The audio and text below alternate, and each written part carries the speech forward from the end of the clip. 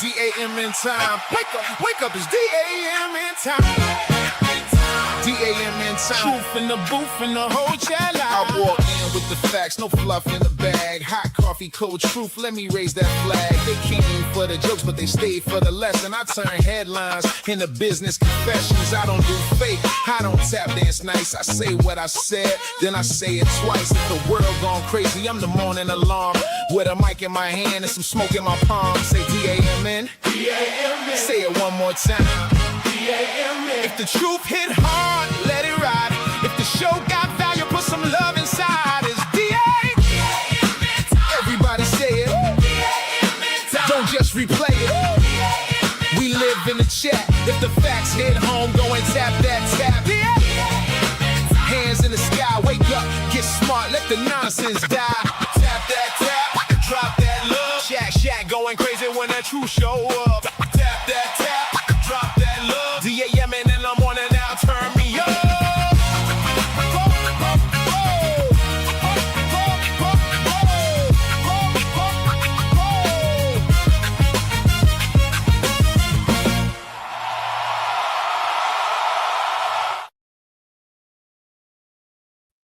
I don't know about you, but I'm excited. Welcome to Dave Anderson Morning News. I am, of course, Dave Anderson, your very not humble host. What's happening? Y'all know what time it is. It's DA. Let me tell y'all something. I'm so happy that you are here. What's going on? Man, oh man, oh man. A little bit of housekeeping to let y'all know. The Real Black Agenda is available, and I am shipping out more books today. So if you have not gotten your books, you can feel free to click the link in my bio, and I will sign it and ship it and get it out to you momentarily. Let me know where you're checking in from. Let me know if you can see and hear me loud and clear. Am I looking good? Y'all can't smell me, but trust me, I'm smelling good. I did wash my ass today. A lot of things have been going on. Let me explain something to y'all. I get real tired of people thinking I'm stupid, right? There are folks who have reached out to me. Oh, hey, I want to interview you. And then you do your research on them and they hate everything about foundational Black Americans. They want to call me xenophobic and so on and so forth. And man, it's insane. It's insane. I'm the type of person, I don't duck no smoke. So if and you want it, you can certainly get it. But what you're not going to do is pigeonhole me into being just my lineage. Just because I have pride in my lineage. Like, I got other things to offer. I make music. I'm a comedian. I do things. And what bothers me is that people really feel like they can dictate what you do on your show. Tyler, Texas is in the building. That's what's up. What's going on? What's going on? DB Smooth, one of my mods, and you better, I think, a YouTube member. He said, they're going to come for you. I say, let them come. Come as you are, come as you might. You not ready for a Dave Anderson fight. Woo! By the way, brand new Spidey shirt. Brand new Spidey shirt. Was out, running a couple of errands this morning, and I saw the Spidey shirt. It called to me. You could say my Spidey senses was tingling, and I had to get the shirt. I had to. I had no choice. It was dope. But yeah, they can come all they want to, as long as you come with facts. And that's the thing. A lot of times, all I hear is, I feel. And I'm like, I don't care about your damn feelings. Let's have a conversation. Let's be honest. Let's be intellectually genuine. But a lot of people are not willing to do that. And it's a sin and a shame, because I'm not playing no games.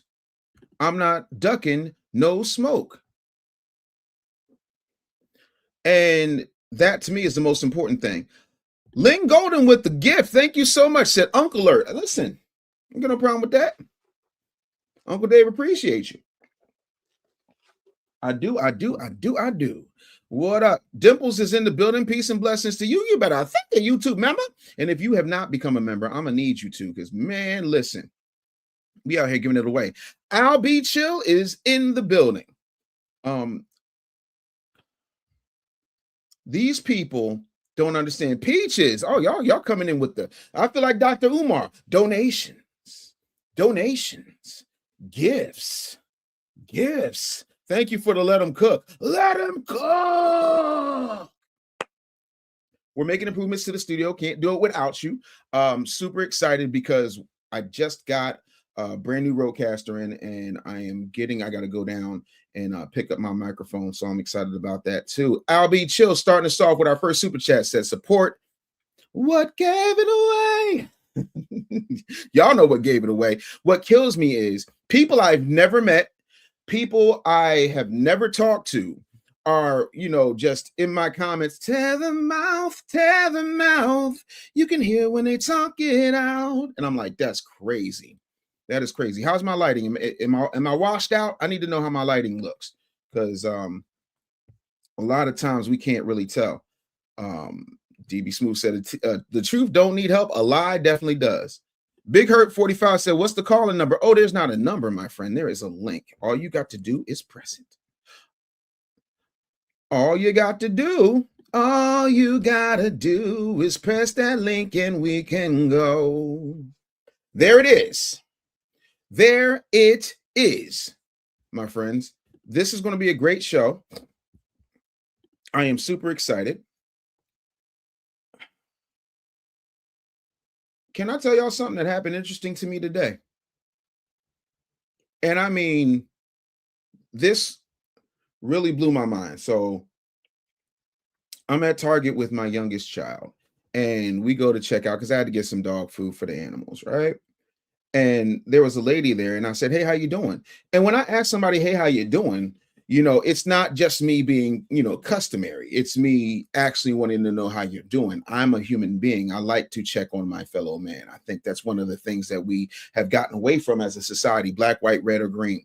And she says, do you want the sob story? And I said, well, sure, but just, give me the clip notes, because that's what I come over here and it's DAM in time, like choppy. So she says, yeah, I'm still working here, and I don't have a gig in my field. I said, well, what is your field? Right. So instantly I go into business bully mode. And she says, well, I'm in childhood development and education. I said, well, how much experience do you have? And she says, I've got over 10 years of experience. I said, well, why aren't you on YouTube educating people about what they can do? Oh, well, I'm not a YouTube person. Oh, yeah. I said, you're not a YouTube person? I said, I don't know what a YouTube person is. I don't know what that is. And, she kind of said, well, I don't really, do the YouTube thing. I said, but you're sitting here with a red shirt and cotton Dockers where you're not happy, but you aren't willing to get on the world's second largest search engine and make money. Well, I mean, I get what you're saying. But see, that's the problem. Too many of y'all got butt in your mouth. Everything is butt. Well, I know I should. And then you start shitting all over yourself, and that becomes a whole nother problem. A lot of people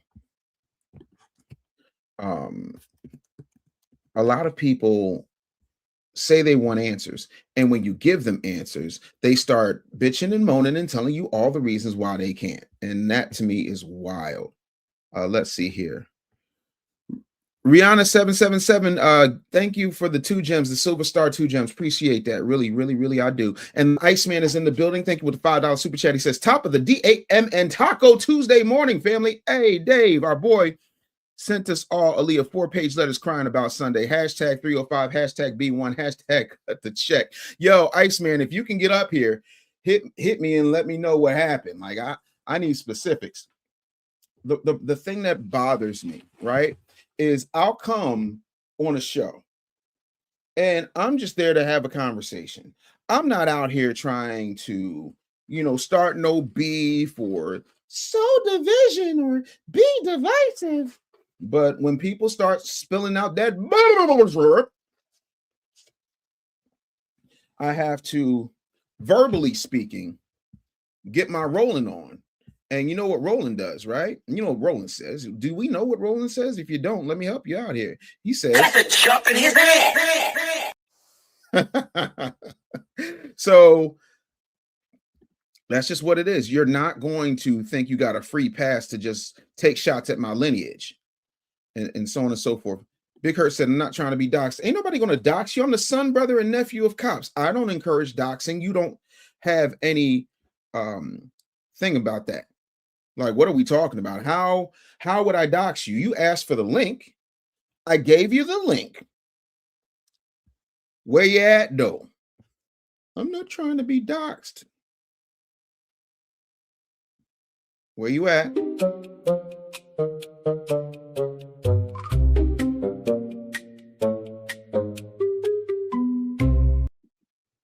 Where you at? What the problem is? Trying to understand. Oh, while we're trying to get that figured out, right? Randy says, nice beard. Thank you. I work hard on it. Let me see. Send me a link. Rants a lot. Truthfully says, I feel you. The channel at BS Content has interesting content on the Tates that you can review. I ain't mad at it. Yeah, no, I'm not running away from. Let me tell you something. When I stopped dyeing my beard and dyeing my hair, life got a lot easier. That's it. Like, I'm a 48-year-old man. I've earned my silver. Quite frankly, I think people, when they dye their hair, it just looks weird. Like, y'all ever see Babyface? Respect to the OG Babyface, who is an absolute legend. But you dyeing your hair an unnatural black, just grow old. What up, Supreme Mash? Say, yo, tapping. What up? What? Tap that tap. Drop that love. I need that. While we're doing that, I also want to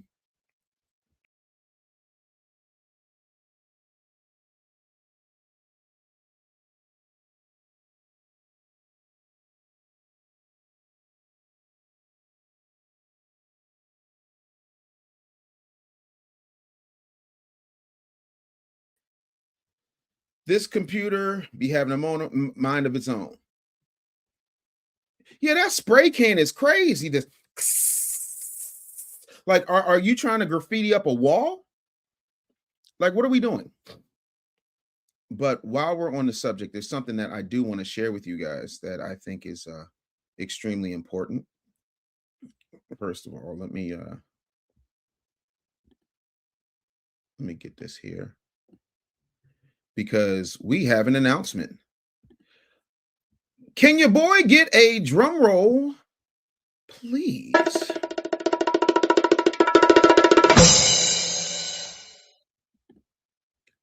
Yes, indeed. We are officially 1 week away from you watching me talk to Godfrey. Yes, indeed. We're going to have ourselves a good show. I am extremely excited to do that. Iceman, you better thank a YouTube member says the trap house is jumping today, but I'll message you the sob story. Let me know if while you read it, you hear the one I gave my heart to playing in your head by Aaliyah. Listen, when people come to a battle of wits unprepared, that really sounds like a personal problem to me. It does. But yeah, that just, it sucks. I don't know what to tell y'all. Belua says blessings. Appreciate you. Appreciate the drum roll, Rants. I'm gonna need y'all to hit that 8. I mean, hit that like button. Disco Kryptonite, good morning. Thank you so much for checking in. We got a lot of stuff to go over. All right. So the first thing that I want to touch on is the fact that Andrew Tate got arrested. And so let's see what we can come up with and get this thing updated and give y'all some give y'all some get y'all some updates, get y'all some reasoning and some seasoning and whatnot. So we're gonna be chopping up some amazing game today. So let's start with this whole Andrew Tate thing, shall we? We're going to run this story, and then I'm going to give you my comments. Y'all hit your comments up if you want yours read or prioritized. Super chats are open. Let's get it popping and let this sister tell us what's happening. Tonight, British authorities are seeking the extradition of Andrew and Tristan Tate. The prominent influencers in the so-called manosphere were arrested by federal marshals in Miami. CBS's Christian Benavides is there with details on the new charges. Christian. Good evening, Jerika. The Tate brothers were taken into custody as they were heading to a boxing event that one of them was set to co-host here in Miami. They've indicated that they're likely going to fight those extradition charges back to the United Kingdom. U.S. Marshals arrested notorious social media influencers Andrew and Tristan Tate in Miami on Saturday, stemming from recent developments in the U.K. Authorities there, who already had a case against the duo, say 4 more alleged victims of the brothers came forward with accusations of rape, sex trafficking, assault, child and extreme pornography, bringing the total number of charges faced to 59. The charges relate to 7 victims spanning a period from 2010 to 2017. The men are part of the so-called manosphere, boasting millions of followers and selling online courses on masculinity. In 2022, the Tate brothers were arrested in Romania on rape, human trafficking, and sexual exploitation charges. The case did not go to trial but remains open. Last year, the brothers left Romania for Florida, and state officials announced a probe into their activity. The Tate brothers deny all allegations. Their attorney tells CBS News the world knows Andrew and Tristan Tate are innocent. We've yet to be convicted of any crime in our lives ever. The Tate brothers are set to face a judge as early as tomorrow. Legal experts have said that this will likely be a lengthy legal battle over extradition. Jerika. Christian Benavides in Miami. Thank you. All right. So my question to you is, what do y'all think of that? Like, what are your thoughts? What do you think is going on? Because I damn sure gonna give you mine. I'm damn sure about to let y'all hear what I got to say. First thing is, there's some effery afoot. I believe that there is a massive amount of effery afoot. I think masculinity in this country is under attack. Does that mean that I think the Tates are good people? No. Does it mean that this beta male simp apocalypse we've been facing for the past 2 decades is taking over? Yes, that's exactly what I mean. I'm trying to understand how you can say that somebody did something, but there is not one grape kit. There has not been one person who has identified themselves. And I thought we lived in a country where you could face your accusers, but I think this is Britain, and I'm not pretty sure on what happens in Britain. The other part of that is when you start telling people that sissified nonsense is a problem and you need to start focusing on your physical fitness, getting your money right, getting your health together, they will attack you. I don't know what they have or have not done. What I do know is that I find it a little bit weird that they keep coming after these folks. And even Andrew Tate said that he's going to get arrested in Florida. He said he's going to predict that he's going to get arrested in Florida and that they're going to tie him up in court while trying to destroy his reputation for the next 2 years. That's it. And that's how I feel. I think that there is something much more sinister at play, because anytime any person turns up, there is an automatic swell to discredit that person, an automatic swell to unalive that person, an automatic swell to celebrate, and you don't even know what you're celebrating. A lot of times when you hear people talking against the Tates, it comes down to, what's the word? Accountability. And we know that a lot of people are very allergic to accountability in this day and age. I hate it, but it's the absolute truth. And I can't understand what people expect to happen. Please hit that like button if you're in here. Also, when I went over my analytics the other day, I found that 63% of the people who are watching are not subscribed. If you could just please click that subscribe button and hit the notification bell, it really helps the algorithm. It's absolutely free for you, but it means the world to me and my family. So please subscribe. And if you are a DAMN fan, if you are part of the Damn Nation, I'm going to need you to get on your TikTok, your Instagram, whatever social media you use, send folks the channel and tell them to subscribe and share.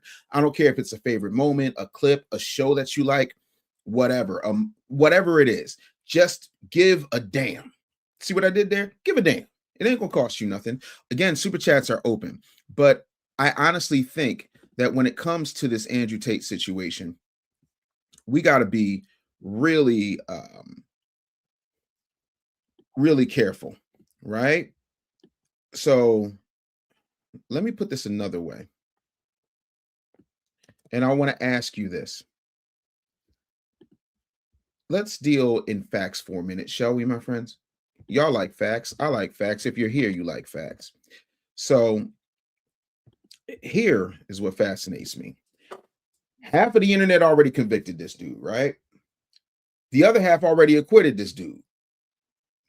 Nobody's waiting for facts or evidence anymore. And social media has become Judge Judy all of a sudden. And I'm not really here for it. It's like Judge Joe Brown without the courtroom.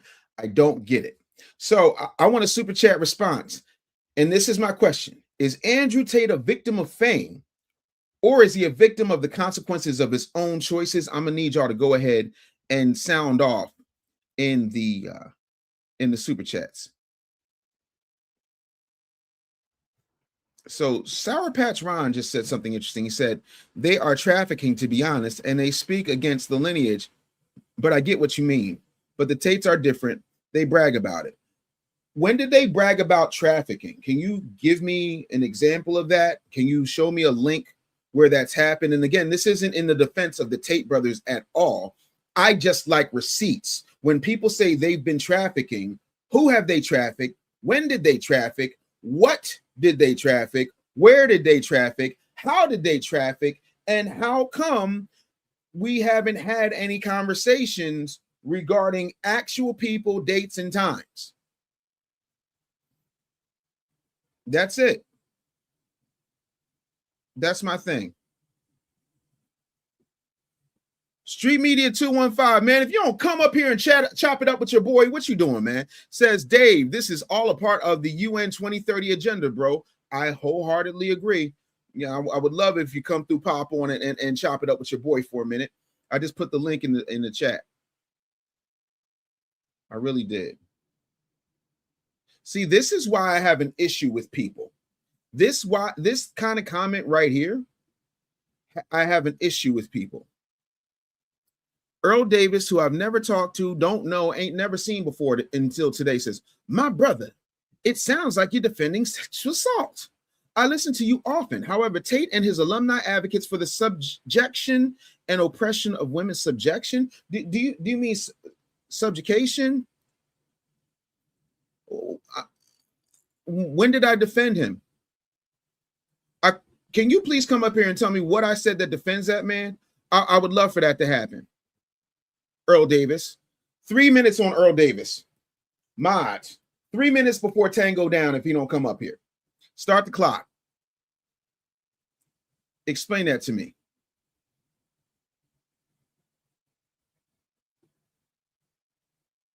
Carrie Ivy says, everything. There are many videos with these idiots bragging. Is bragging a crime? Are they bragging about trafficking? If so, can somebody give me the video? Because I want to see that. Because if that's the case, I want to expose that. So somebody please give me a video of that. Because if that's the case, they need to be under the jail. you can put the links in the link in the description, or you can always, if you got a link or something along those lines and you want to get it to me quickly, then the best way to do it is email me, dave@businessbullyshow.com, dave@businessbullyshow.com.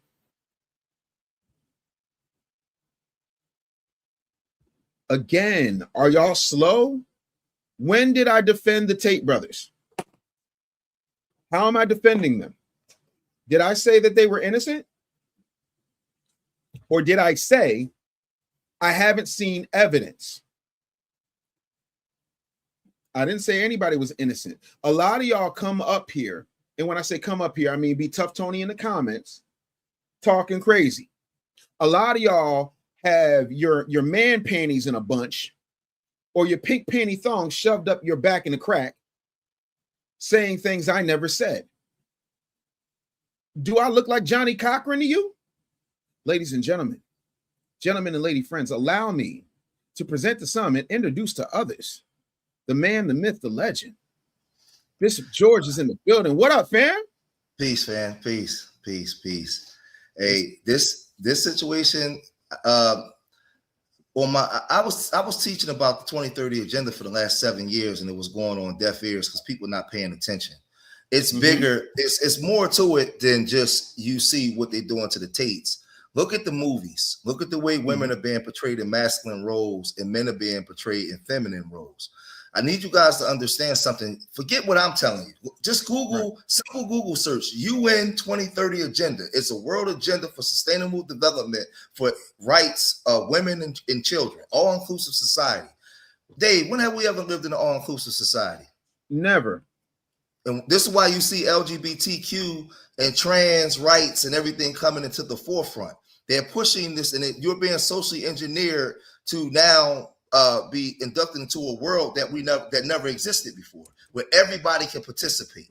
Right? This is what they're doing through movies, music, everything. So the old world that we knew of, and what I'm saying is the white male patriarchal society has to die in order for this world to flourish.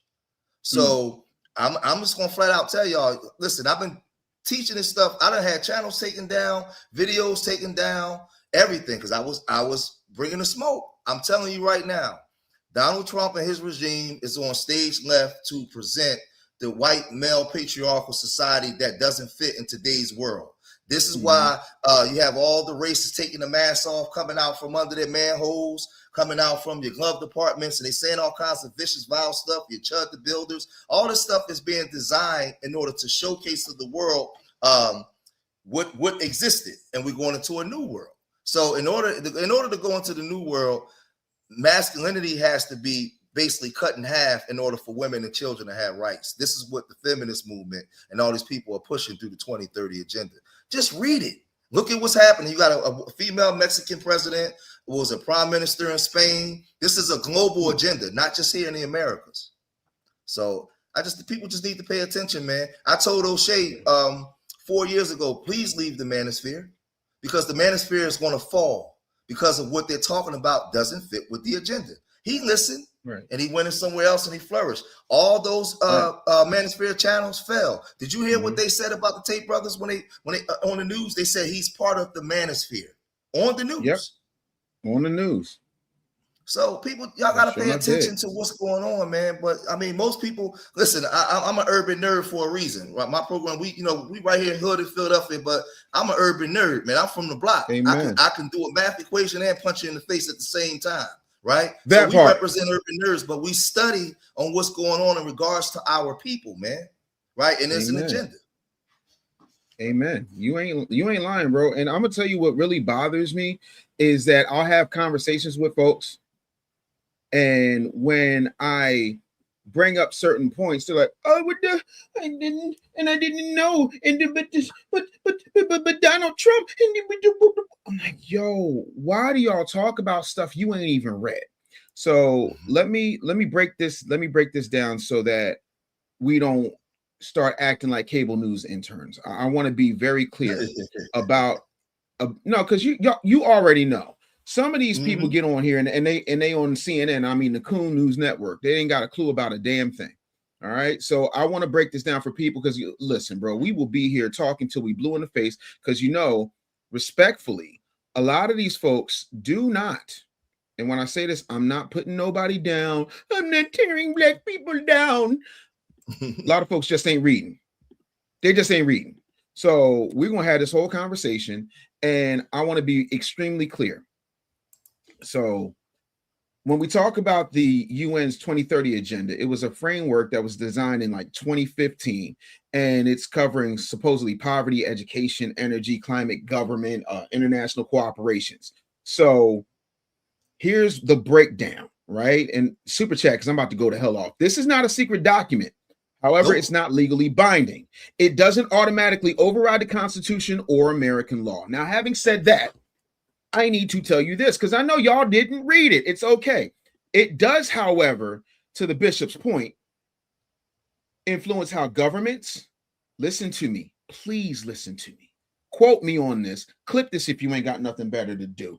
UN 2030 influences how governments, corporations, foundations, universities, banks, and nonprofits define responsible policy. See, watch the trick bag words, right? The legitimate concern is not some blue helmeted bureaucrats going to confiscate your lawnmower or your guns tomorrow. It's that broad, pleasant sounding goals can become justification for domestic regulations. Let me put that. Say that again, Dave. They missed it. Say that again. So it's not that they're just going to come and bang on your door. This is not going to turn into Handmaid's Tale. What it comes down to is they're going to make broad, pleasant sounding goals, and that'll become justification for domestic regulations. Let me give you a real example. When 9/11 happened, right?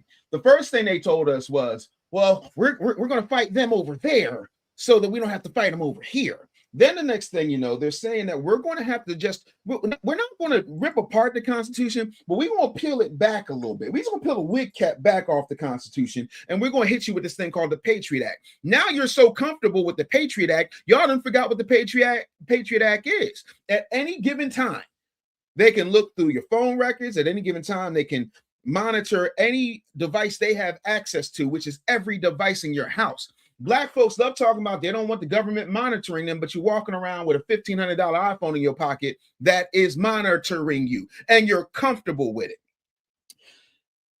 Bishop and I are old enough to remember you could literally go anywhere in the United States. You could drive to the airport on a whim, drop $150 down on the counter, walk to the gate. Right? You could even meet you'd be able to take your mom if your mom would come to visit you because she live out of town. You could take your mom to the gate, watch her get on a plane, wave off, and go back. It wasn't nothing. You'd walk through a metal detector, and that was about it. But they said 9/11, terror.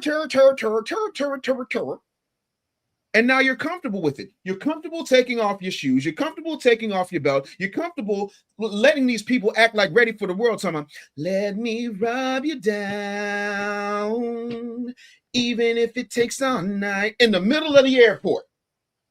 That's what I mean when I say pleasant sounding goals become justification for domestic regulation. Spending, surveillance, subsidies, corporate pressure without enough oversight and without enough public scrutiny because they have made you lazy. You don't show up to city council meetings by and large. You do not show up when it comes to having appointments to see your city councilman, your ombudsman, any of these people. All you do is say, ooh, hey, that's bad. Ooh, that what they doing that's got to be a good thing. But you'll sit here and start listening to the iPad Cheeks watcher talking about and wonder why you're not up on what's happening. Public debate begins to unveil and reveal what's going on in the world. Let me pause here for a second because I saw we got a couple of gifts and super chats that I want to make sure I recognize here. Thank you for the Uncle Alert Yo-Yo Queen in 440 gems. Appreciate that. Wavy Don Juan 10 gems. Thank you for the floating heart. Gold coin from the Chocolate Queen. Thank you so much. I definitely appreciate that. So far, Bishop, am I on the right track? Yeah. Hey, can I show them something? Yeah, absolutely. I want them to see this real fast. Sure. So people can get an outstanding understanding for what we're saying. right? Watch this. I'm gonna share the screen real quick. I think you got to click on it. Sure. Yeah, you got So it. I got you. Let's go. Now I want y'all to see this, right? So y'all don't think I'm talking out my behind, right? This is UN 2030 agenda, and I want you to see here, right? When you get down here, they have. I was reading this. I was teaching this for years of people, right? We are determined to end poverty and hunger in all forms and dimensions, and to ensure that all human beings can fulfill their potential in dignity and equality and in a healthy environment, right? Peace. We are determined to foster peaceful, just, and inclusive societies. When have we had peace? So this is where you start having what they call gentrification, and you start seeing white people move into your communities, walking down the street with dogs and lattes, right? You start seeing them take away the gender roles. They're slowly but surely by 2040 pushing all human beings together, right? Everybody together. They're taking away all of the ways that we thought of each other through race, through nationalities, through everything. They're wiping all that out, right? In order to have a just and all-inclusive society. But this is the question you have to ask. Who are the people that's doing it? Who are the people that's in control that's creating this? So when you look at people like Klaus Schwab and the Great Reset, and when Donald Trump got elected into office and they had that world meeting the next day, right? Who are these world leaders that's coming in positions that's all signed up for the 2030 agenda, which is a global agenda, not just in America where you're being socially engineered to see yourself through a different lens, right? Y'all remember the movie Demolition Man, right? That came out in 1993. It was one of my favorite movies. Right. Remember that it was supposed to be 2032, right? With the technologies and all the things that went on in that movie. Well, we're going into that place, right? So when you see here peace, it says just and all-inclusive societies, right? And then I'll go over here. I'm not going to read this online, but I want people to see it. I'm not going to read it because I don't want them to give you anything. But I want y'all this is out of Fordham University, right? So this ain't me talking out my behind. Right? A man named Michael Swift wrote this in 1987, right? And it's called The Gay Revolutionary. And I'm not going to read it I'm not going to read it, right? I want you to read it when you get a chance, Dave. All right. Yes, sir. Send me that link, bro. Yeah.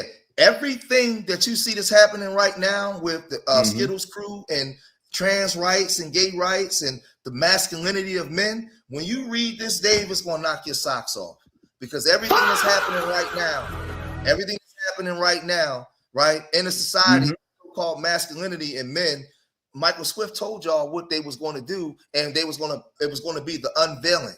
So we're in a time now, in the race for 2030 agenda. Right now, yes, sir. We're in a time where you have to pay attention to what's going on. If you don't know what's going on, you're only reactionary to what they're giving you. So now you're not even thinking for yourself. You're living vicariously in somebody else's box, and you don't even make your own choices. That's why I'm going to land here. That's why they conditioned you to not want to be together. Women don't want to have children no more. Men don't want to be married because they set up laws that don't incentivize men to want to have families. Women don't want to have children. And then you going into the digital age where they don't even need you because they don't need you to make babies no more. You don't even realize you're being socially engineered to not even want to have a baby. Right, that part, because they're replacing you with machines. We're not in the industrial age no more. So y'all not paying attention because you're too busy partying and bullshitting. Excuse my language. You good. But I think people don't understand, right? And I tell people, Hollywood is not a place; it is a culture. Hollywood operates under the auspices of government agencies. You can look this up. The Pentagon has a budget that they pay Hollywood in order to bolster morale and patriotism and making the army look strong and in good graces. All you got to do is Google it. I tell people all the time, do not listen to me, fact check me. It's very simple. I have not lied yet. So I need y'all to understand that this situation that we're looking at is we don't need aluminum hats when we have government documents. There are 17 goals that this particular agenda calls for, and I'm going to run them down for you. No poverty. Houseway. Even in Jesus Christ's time, as a theologian, I can say this with 100% certainty. Even in the time where Christ physically walked the earth, there was no such thing as the poor. Christ even said, the poor will always be amongst you. So how are they going to end poverty? Houseway. You ain't got the answers, Sway. You ain't been doing the education. Don't you find it suspicious that we have an African-American mayor, and I'm saying exactly what I'm saying as a foundational Black American. There is an African-American mayor in New York City who is the response to Bernie Sanders, because if you start going back, let's say around 2014, 2015, Bernie Sanders was saying, oligarchs and the plutocrats and the top of the 1% and the bottom of the 1% and then after he started stopped foaming at the mouth and was sitting there in that folding chair shivering up, he said, I'm a democratic socialist. How, Sway? Explain it to me. Give me the splaining. Trending right now in the chat, hashtag splaining. Now you got Zoran Mamdani, some dude who just a few years ago was making rap albums in South Africa. Now all of a sudden he cares. Where the free buses at? Where they at though? Where they at? Did y'all get on the free bus in New York? New York, check in. Where is Brooklyn? Where is Harlem? I'm starting to sound like Dr. Umar. Where are my Harlem Africans at? You gotta say it 3 times. You don't find that suspicious, Bishop? You don't find that suspicious? You don't find that suspicious. All right, there we go. So now, if you look at this last election, all of his people who also happen to be Democratic socialists are just winning by landslides. Hey Dave, while you on Madani though, real quick, 20 seconds, throw that in there. We paying attention, right? Who's the head of the FBI? Where he from? Isn't that Kash Patel? Isn't he all of them, and then you get to who was the so-called black woman married to a white man that ran for president that they wanted us to media at the Pookie in the parking lot garage. They all like that. From the same place. People don't peep the agenda. These immigrants coming in these very, very powerful positions, right? That listen, we gotta be careful with the way we disseminate the message. But I'm telling y'all, open your eyes. They gave you Kamala. They're giving you Kash Patel. The largest city in America. They put this guy. This is all part of the 2030 agenda, y'all. And now this is the question you had to ask: where do foundational Black Americans fit in that equation? We don't do. But you know what we do? The only thing that we always do, because too many of us are asleep. And unfortunately, Mr. Anderson is going to pull you out of your emotional matrix and unplug your stupidity. They keep playing in your face because y'all are a bunch of fiddlers on the roof. Everything y'all do is tradition. Then they throw your ancestors in front of your face. The difference between me and most people is my father was born in 1935. He didn't have me till he was 41 years old. I knew my paternal grandmother. I never met my paternal grandfather, George Anderson, but my grandmother, Fannie Rose Anderson, was born on a farm in South Carolina, and she was born in 1904. And my maternal grandmother was born in 1924. Yeah, 1924, 24.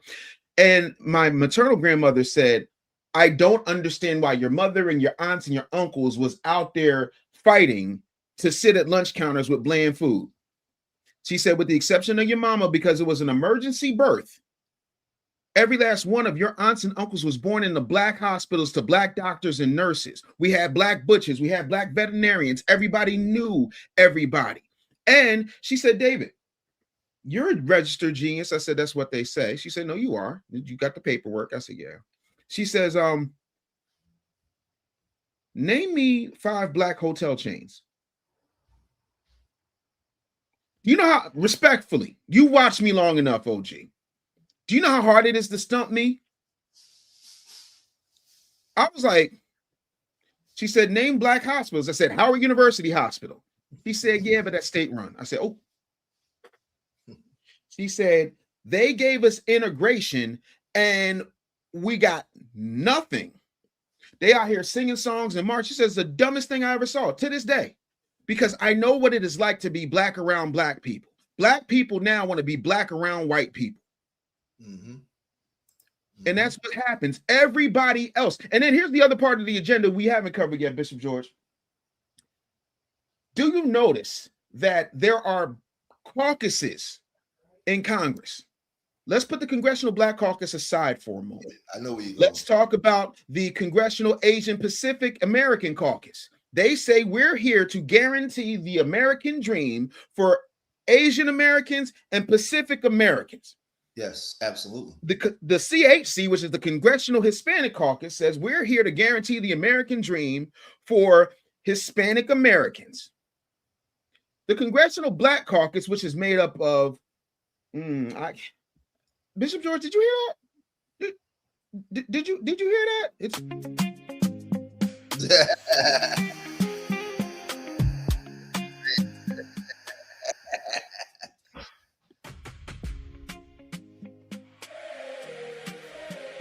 Shut the mouth.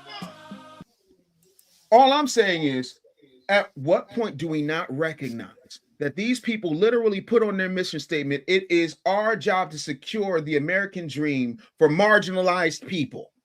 Yes. What kind of nonsensical, come gargling trick bag is that, respectfully? But that's why when people start telling me that we are the world, we're the diaspora, I call utter donkey crap. Because that's what you're giving me. You're giving me a warm bucket of hamster vomit with a donkey crap chaser and expecting me to sit there and eat it. No, I work too hard. I know too much. So why is it that every other caucus is looking out for their people, but the people who are supposed to be our people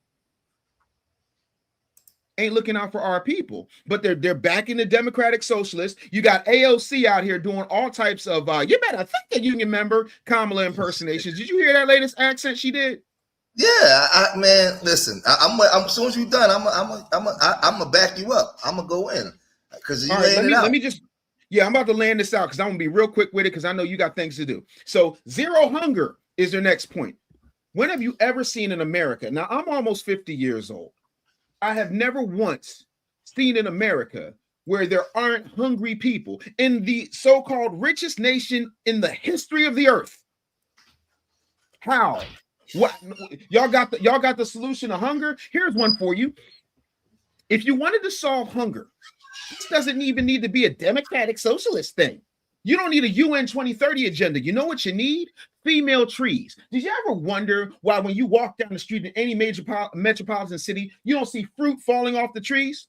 With the exception of a few places in Florida where black people don't live. Not saying there aren't black people in Florida because I've lived there. I'm talking about the places where black people don't live. They got oranges. You can just pick them off.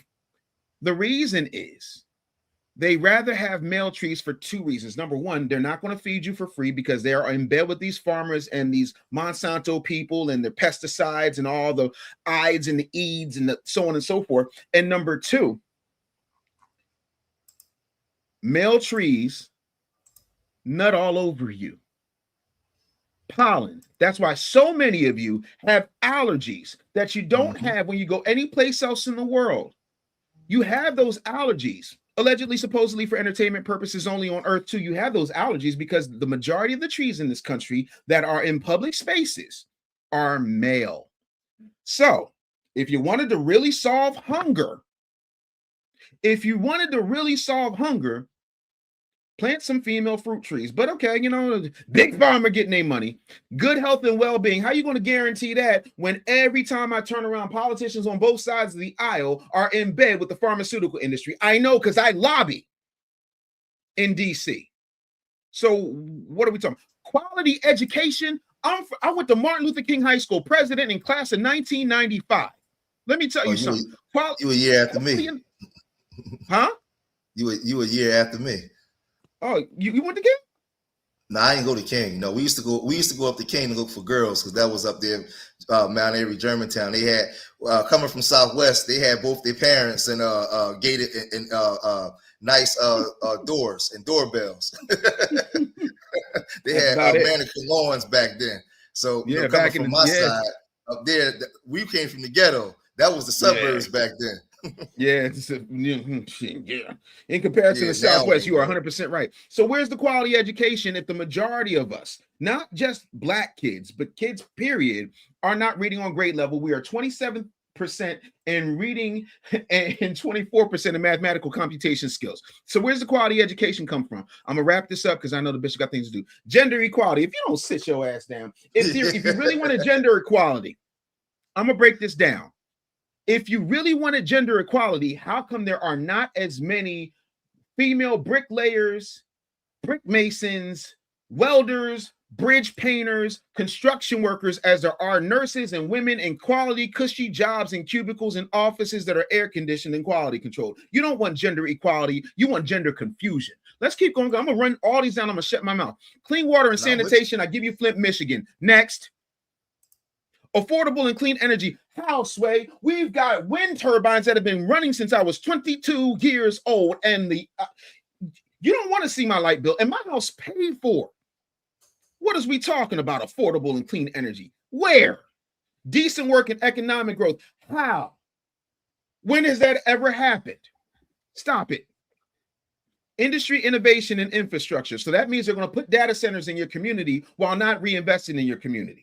That's all that means. They're going to start digging up stuff. Like in my community, my front lawn has two things on it. It has my very large Traeger grill because I like barbecue and I like to barbecue my way.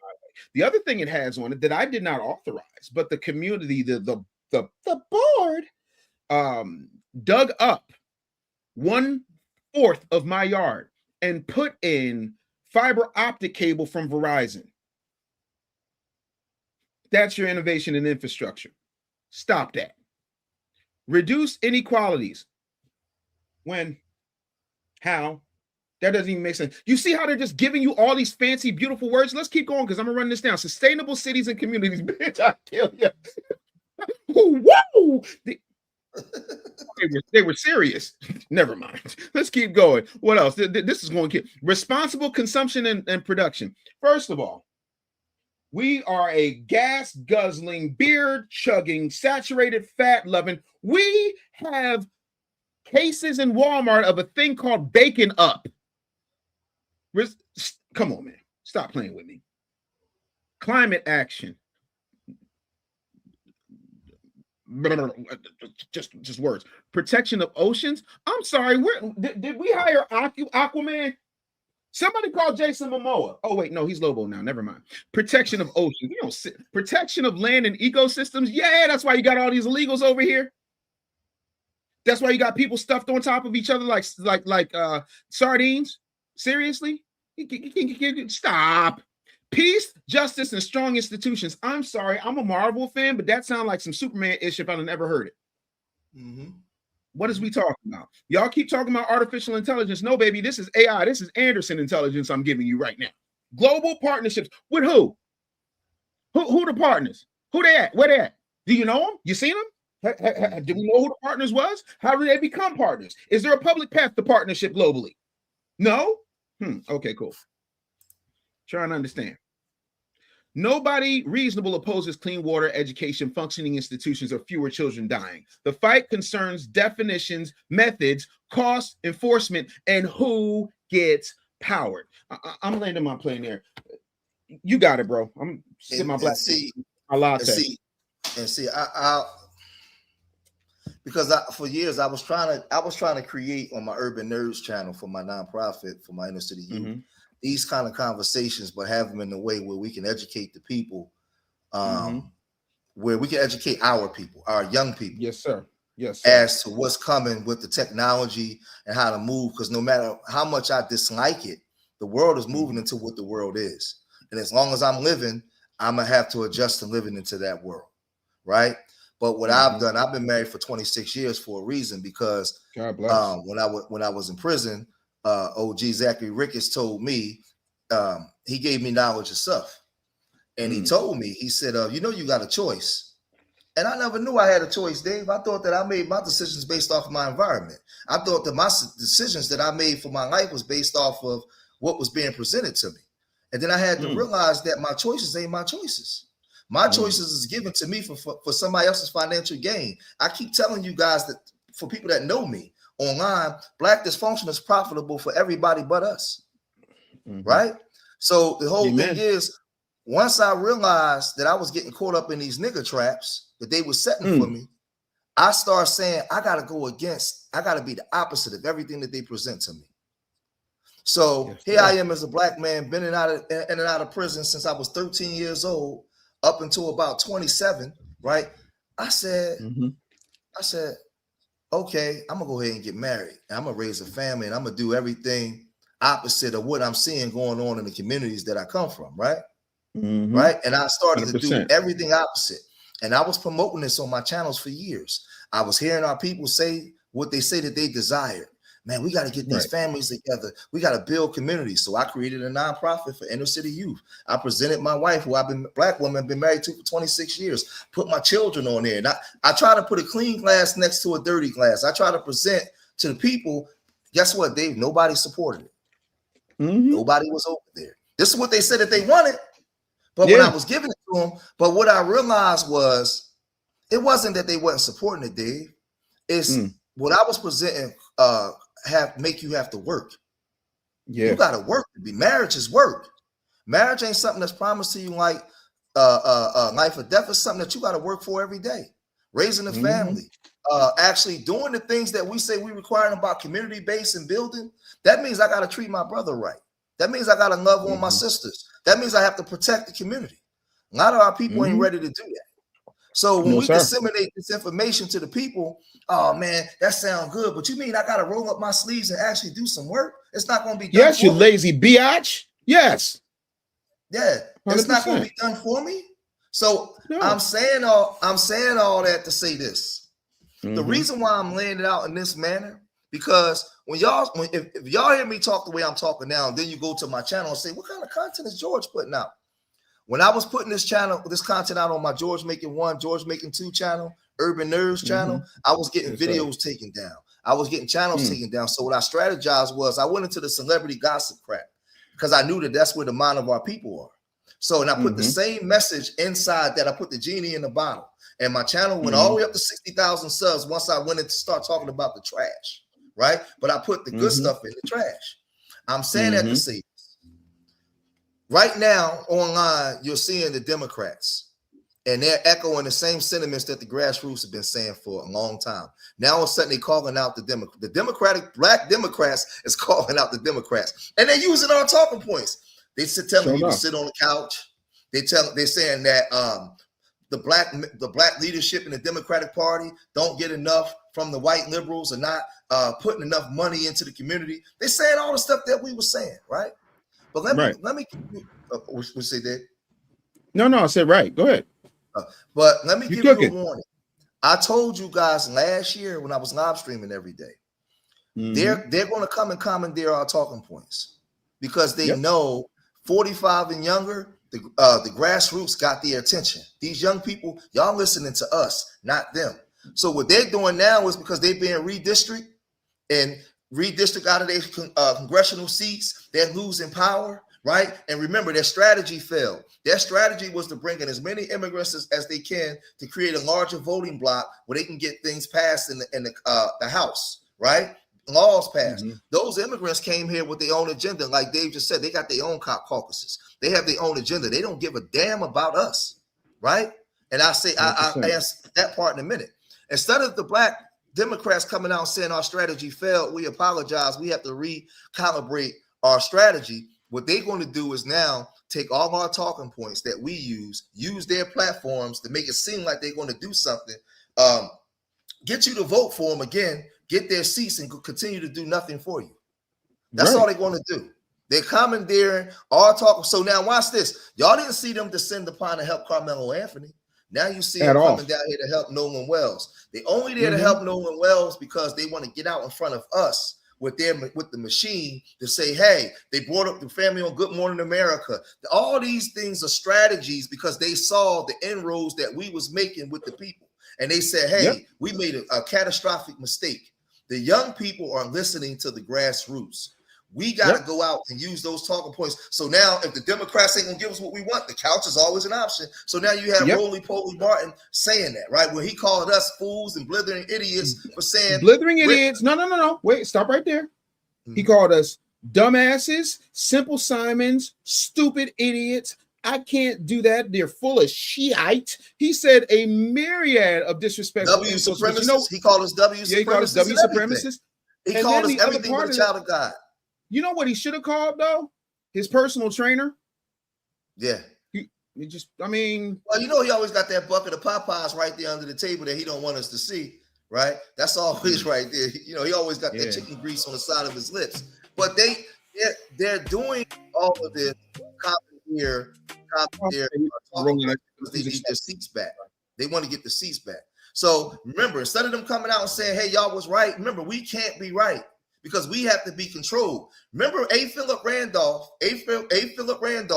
who was a restrictionist, who was responsible for the black middle class and also black soldiers getting their GI bills, right? A. Philip Randolph, probably my second or third greatest historian of all time. Real stalwart for black people. A. Philip Randolph was the effing man, right?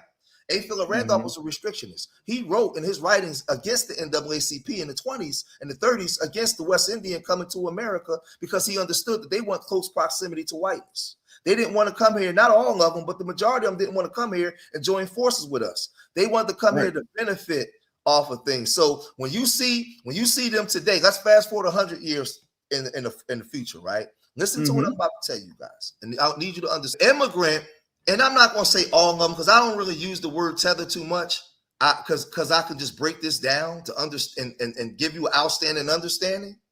Yes, when they come here, right, they don't care nothing about your accolades or what you've done. They really believe that the only way you achieve things in this country is close proximity to the W man. Right? Sir. So now, when they flee their countries, they go to South Africa or to the Americas, where they can live in tax-run states, where they can have paid roads, schools, right? Healthcare, all these different things they come here to get. And they don't take the time to study your story and understand your ingenuity and understand that it was your brain power that moved America, that invented. Amen. We invented things where we were the first. Look up a man, Charles Henry Turner, black zoologist, right? Look up Dr. Leonidas, right? Look up Emmett Chappelle, right? All of these great people, right? Richard Spice. These were innovators, and they were the first, not the first black person. They were the first to actually bring in that white folks didn't invent. These were major inventors and contributors to the country, right? What's the brother? He invented the frozen food department with the freezers in the trucks for them to move food around. Not Emmett Chappelle. No, his name is escaping me right now because I'm in the moment talking, and I teach all this stuff. I'm tripping, right? But 100%. I'm saying all that to say that the black immigrants, when they come here, they don't know our story, right? But I'm gonna tell you why 100%. I don't give them grace, because they come from a place where they were oppressed by their own people. A lot of them know the story of the British, what the British have done to them.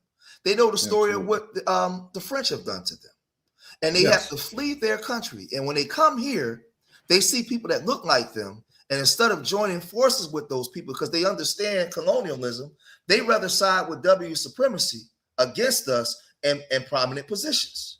So what I'm saying to you is, they come here under the guise of Pan-Africanism and unity and all that kind of crap. They don't want Pan-African and unity. They want close proximity to the white power structure, because they believe that to be more superior than me, you, and everybody else. And as long as they can get health care, as long as they can have paid roads and send their kids to school, then they'll do it. So they have totally submitted to the dominant society, where we've been fighting against this dominant society. So how do you merge us together with mindsets like that? Remember, A. Philip Randolph complained about this, who would be our grandfather, a great grandfather. He complained about this. I got the documented fact. He was a restrictionist. Right. Him and the NAACP didn't see eye to eye on this at all. And we know who founded the NAACP, and the fact that they didn't have a black president until my mother was pregnant with me tells you absolutely everything you need to know. Yep. And Dave, we both from Philly. I was a hardcore Pan-Africanist. A hardcore, because that's what I was taught. That's what I knew. We was taught when I was growing up, I'll be 51 next week. When I was growing up, we had the black medallions, Africa for the Africans. We was protesting for the free of Mandela. I listened to not Rakim, Lakim Shabazz. I listened to X-Clan. I was raised up in that. That's what we knew. Right? The red, the black, and the green with a key. I come through that. I come through the first resurrection here in Philadelphia. I was raised on blackness, right? Growing up in one of the blackest cities in America, black Philadelphia, the first black renaissance, right here, not New York, Philadelphia. Right? So what I'm saying is when I used to teach that Juneteenth in 1804 was our holidays, and we should call it Diaspora Day at one time. I used to teach this. I said, forget July, forget Africa for a second. All the people within the diaspora, we should have Diaspora Day. I used to teach this about 15, 20 years ago because I was taught this, right? And I start seeing that a lot of the older people from the Caribbean and places like that, they weren't really rocking with us. Right here, the younger generation that was raised amongst me was different. I'm gonna be honest. Some of the was from Liberia, growing up here in Philadelphia. Jamaicans was always around us, right? Yep. Back in Jamaicans came into the black community. And for the most part, I didn't see Jamaicans with white women 30 years ago. They was in a community with us, right? I started seeing that in the last 15 years. There was a dynamic shift and change because I remember Black Uhuru and the reggae music was revolutionary music, but at some point it changed. And I figured out, and one of my friends told me that, man, listen, man, my parents and them don't really like y'all. They moved us here to get close proximity to whiteness. And things begin to change. So I'm saying all that to say that they don't believe in Pan-Africanism. They don't believe in none of that. They believe in white power structure and coming to America under the guise of black unity. That's why they want to force you. They want to force you to psychologically still be unified with them. Because as long as you're them, they can sneak in through the back door and get everything that we fought for without actually being unified with you. That's why if you know right now with this Nolan Wells, where's the Jamaican groups? Where's the Nigerian groups? Where are they organizations donating and out in front being a part of? Because remember, they're in our house now. We're not in their house, they're in our house. Where do you see them? Where's the Trinidadians and all these other groups out saying, hey, we stand with Black Americans. These are our cousins. Yeah. These are our Let me ask you a question, because I'll do you one better. I see your Where Are the Negro throughout the diaspora, and I'll raise you. Where are the Filipinos? Where's what kind of African is Nolan Wells' daddy? Where's the Filipinos? Because I see Moana up there every damn day talking about hey boo bears, you know. And I'm sorry, I'm not trying to be funny. I'm a public figure. I've been a professional speaker since 1991. When my brother died, I didn't have no activists up at that podium with me. I eulogized my brother. That is not a time to start having half perm Sharpton and milk dud mumbling. Talking about we're gonna bring the justice bells for those bells. Wait, what? Where are the justice bells? Mumbling crump. Where they at though? But my whole thing is, how come the Filipino people have not talked about this so-called grave injustice? Where the Filipino people at on that? Where are Nolan Wells' father's people at? Yeah, I'm trying to understand. I agree. A lot of them. I'll say this. A lot of them go to what I said. They sell out some coons. I'll say, because I like to speak fair. Some of them don't want to rock the boat because they ass is afraid to get deported, so they don't want to come and kick up dust. But you know this, Dave, being from Philly. So we grew up in communities.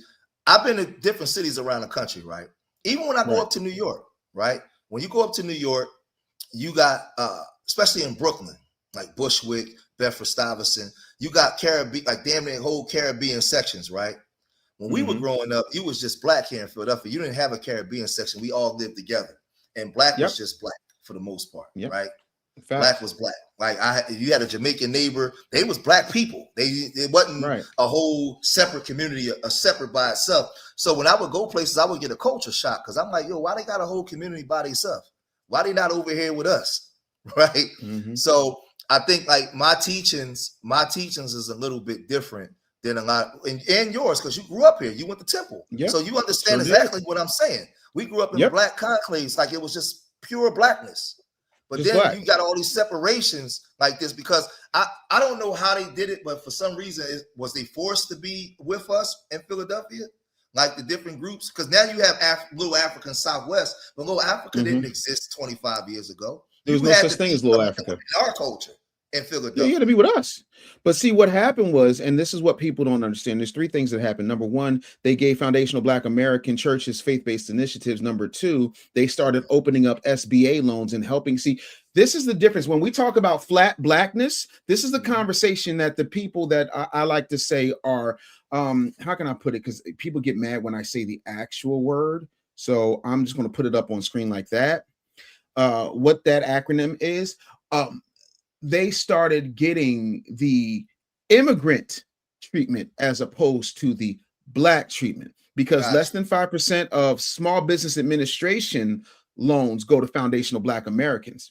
That number damn near doubles, if not triples, if we're talking about people who are so-called Black or some type of African American that are not us. I'm talking Ghanaians, Ethiopians, Trinidadians, Jamaicans, any of them type of people, they get those same immigrant benefits that we do not get. That's why Haiti, and when I say this, I'm not talking about all Haitian people. I think Haitians have a phenomenal, rich culture. I just wish more people who speak out as if they speak for Haitians would respect my rich culture, because my rich culture is what you fled your country to be a part of. Absolutely. Those people got all of that and said, you know what, we can build. See, if you're given the financial resources and the bandwidth to do so, because what did you just say? Little Africa's in Southwest. You came up in Southwest. You came up in the Badlands, homie. You know good and hell well. 12th District, JBM, Jamaican Shower Posse, Junior Back Mafia, all that. And that's what that people do not understand, right? So now all of a sudden they had enough money to gentrify an area that is pretty much Black, and they said, oh no Akata, because how about no? And that's what I tell people all the time. If in fact the playing field is so level, if in fact everything is so equal and they could build anywhere, how come you don't see no poppy stores in predominantly white neighborhoods? Where the Chinese takeout spots in predominantly white neighborhoods? There's Chinese restaurants where you can go and sit down like you're at a Christmas story, but ain't no bodegas, no poppy stores, no Jamaican oxtail spots in white neighborhoods. Hey Dave, real yes, quick, because I see some Jamaicans in the chat saying that they got Africans saying that they got nothing. And see, this is why we can't have a real conversation, because you guys don't love Black people enough to stand on truth and just listen. I don't hate immigrants, right? My father's FBA, my mom's Cuban. My father's foundational Black American. I don't hate immigrants. I hate tethers. I hate liars that don't love Black people enough to come tell the truth. Right. Listen, Little Africa was built where, first of all, you had Nigerians and other groups coming over already with money, right? Then they was getting loans. They was getting the loans to take over those buildings down there in that 7-block radius. That was built with the help of the city and through state funding, right? Through diplomatic relations with African countries and a lot of different things. Y'all don't see, the thing is with you guys, y'all don't study real history. How you think the U.S. allow you guys to come over here, some of the countries that you come from that they're extracting resources from? Why do you think they allow you to come here? What do you think they're doing in your country? Like, y'all got to really think, if you say you love Black people, really study on what's happening and what's going on a global perspective and how they allow you to come in and build actual communities and why they allow you to do it. Right? It looks good for diplomatic reasons on the world stage, right? When they ravish in your country, well, look at what we're allowing some of these Burkina Faso and the Nigerians to come flourish in America. Some of y'all, are y'all stupid? So what Absolutely. what I'm saying is this, right? Mhm. Some people came and got it from the muscle. That's true. But the majority of Facts. the ones that built whole communities, you didn't get it. You didn't do that from the muscle. You did that with the help of the government, right? And I did whole live streams on how the U.S. I got a 3-hour lecture on my old channel on how the federal government created ghettos and what they did in the black community, right? Where I line this down because I love black people enough to tell the truth. I just told y'all I was a hardcore Pan-African and I believe that Diaspora Day should have been on 4th of July. So why would I come on here and lie? I love black people enough to tell the truth. That part. Hold that thought 1 second. Two things. Number one, let me shout out Iceman for the $5 super chat. Said there's a global mandate to migrate the world into blank as a service. So he's talking about software as a service, homes as a service. That's why you got so many corporations buying up neighborhoods, because you will be subscribed to everything. Do you notice how there is a downfall in physical media? That's because they can easily go in and edit stuff, and your mind will just take it as, oh, I didn't remember it like that, but I guess it was. That's what winds up happening. That's point number one. So thank you for the $5 super chat. Secondly, let me break something down. And I want to be very, very, very clear on this. There are people in this chat who have so much to say. Hi, my reaction. Come on up here.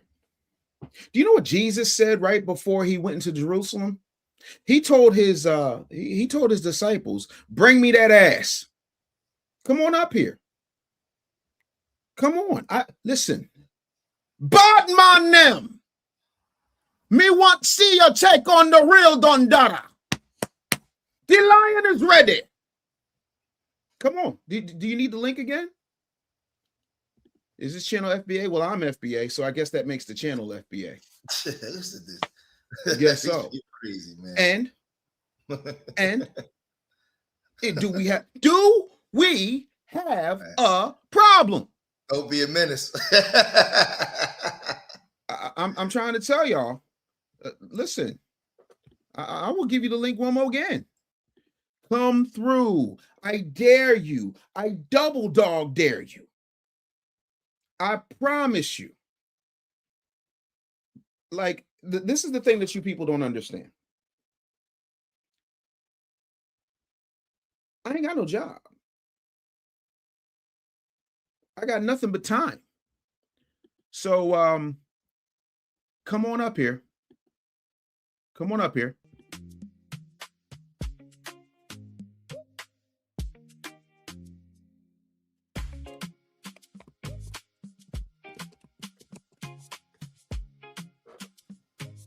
Hey, let me Yes, sir. can understand. I want to show them something real fast. I'm gonna share my screen just for 2 seconds. I want them to see something. Run it.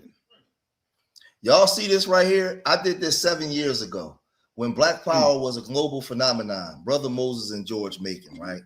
And we was talking about how America was ground zero to push Black Power, but a lot of y'all all over the world, from Australia to Darkest Howe and them in Britain, to the brothers over there in Bermuda, right, that was kicking up dust all through Trinidad, through Canada, right? Black Power was a global movement, right? A lot of these people today are not.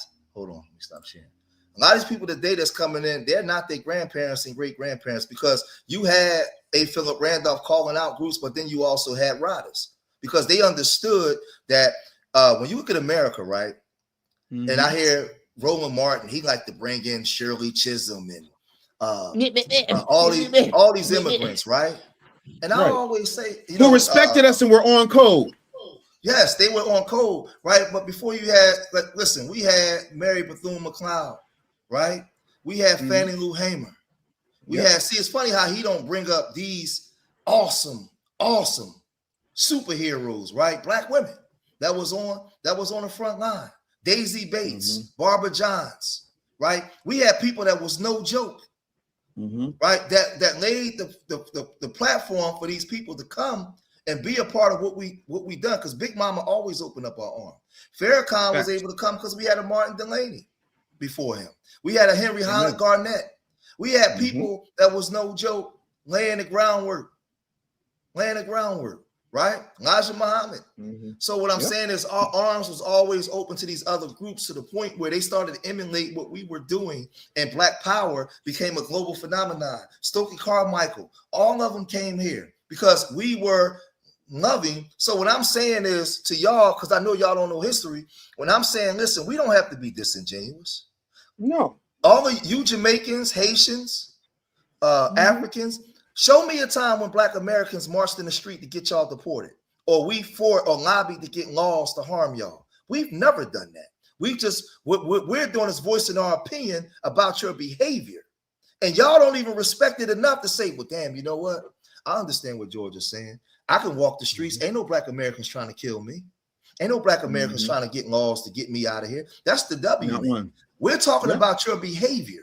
You're not behaving like the people of the past, where like I said, they was taking the teachings. One of my favorite people is Walter Rodney, right?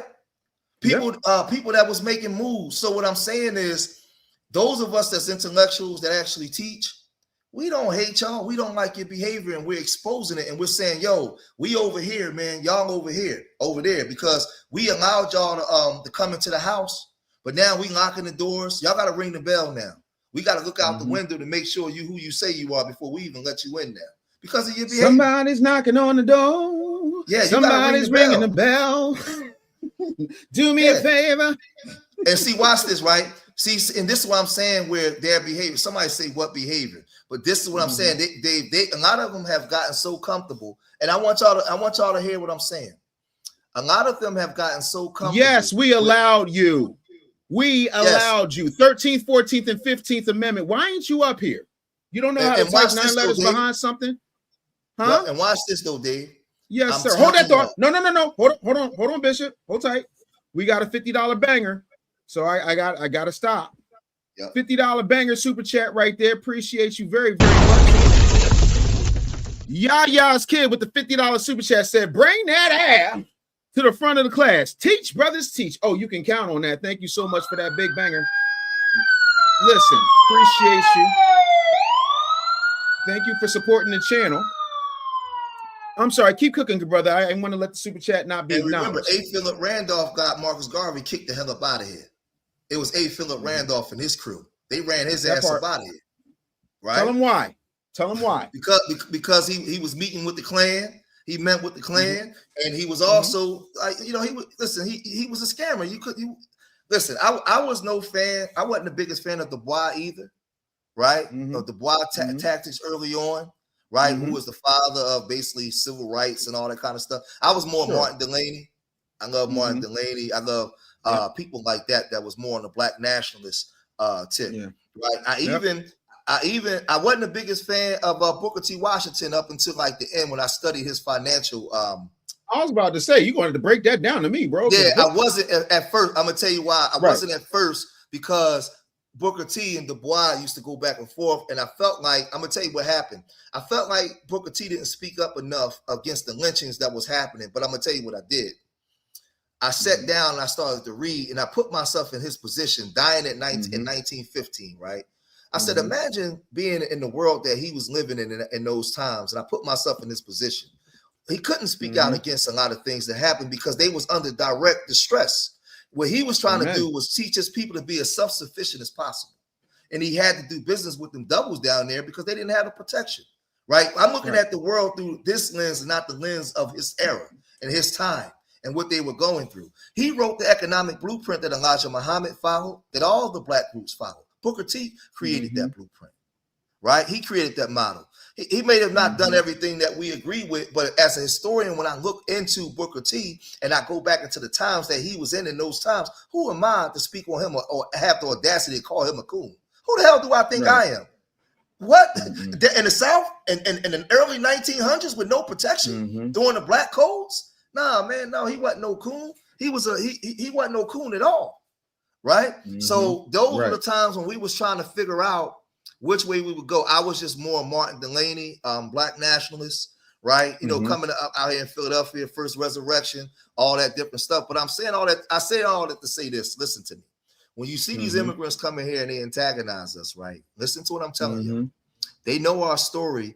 They don't respect our story. They are succumbing to white supremacy. They want close proximity to the white power structure because in their country, their people couldn't build it. They don't have proper running water. They don't have access to proper health insurance. They don't get the proper paychecks and stuff like that where they're paying taxes that's fixing their schools and their communities. The Indian people do. The Asian people do. So they come here, they see you with a car and a house. A lot of it is subconscious jealousy. And they believe that you only got that because you were in America under the white man's system. So they're going to antagonize you. They're not going to be with you. So when we start pointing out truths, right, instead of them saying, damn, because we're not pointing out truths to poke at them, to put them down. We're pointing out truths so that we all can get better, right? Nah, they don't want to hear that. They don't want to hear that. And I've learned that over the years of teaching. Some of them will come over, Dave, and say, man, you know what, man, facts, y'all right. And they'll join forces with us. But a lot of them won't because they don't want to go back to their country. They don't want, I'm going to land here. They do not want to fight with us to be the antagonists against the system because they don't want to get kicked out this country and have to go back to their people because they see themselves as less than. I'm telling you.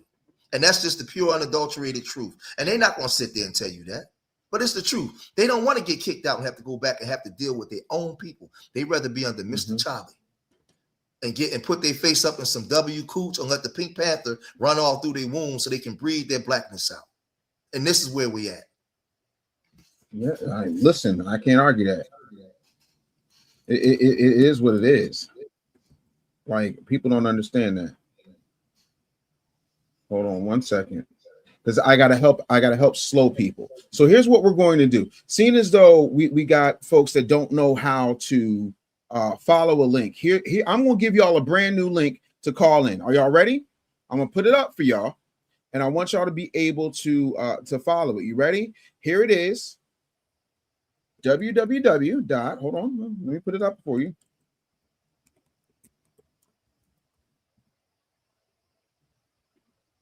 Can you click that? Can you click that? They ain't Come on. click it, Dave. Go and click the link. There it is. You see what the link say, George? They're not going to click it because they can't get around the stuff that we're saying. And I'm going to tell you why. Because we're not calling them names. We're not disrespecting them. We're just intellectually breaking it down.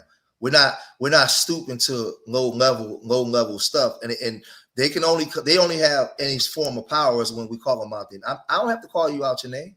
I don't have to disrespect you just to unpack you like luggage. It's the truth. I don't have to do it. Nope. There's no need.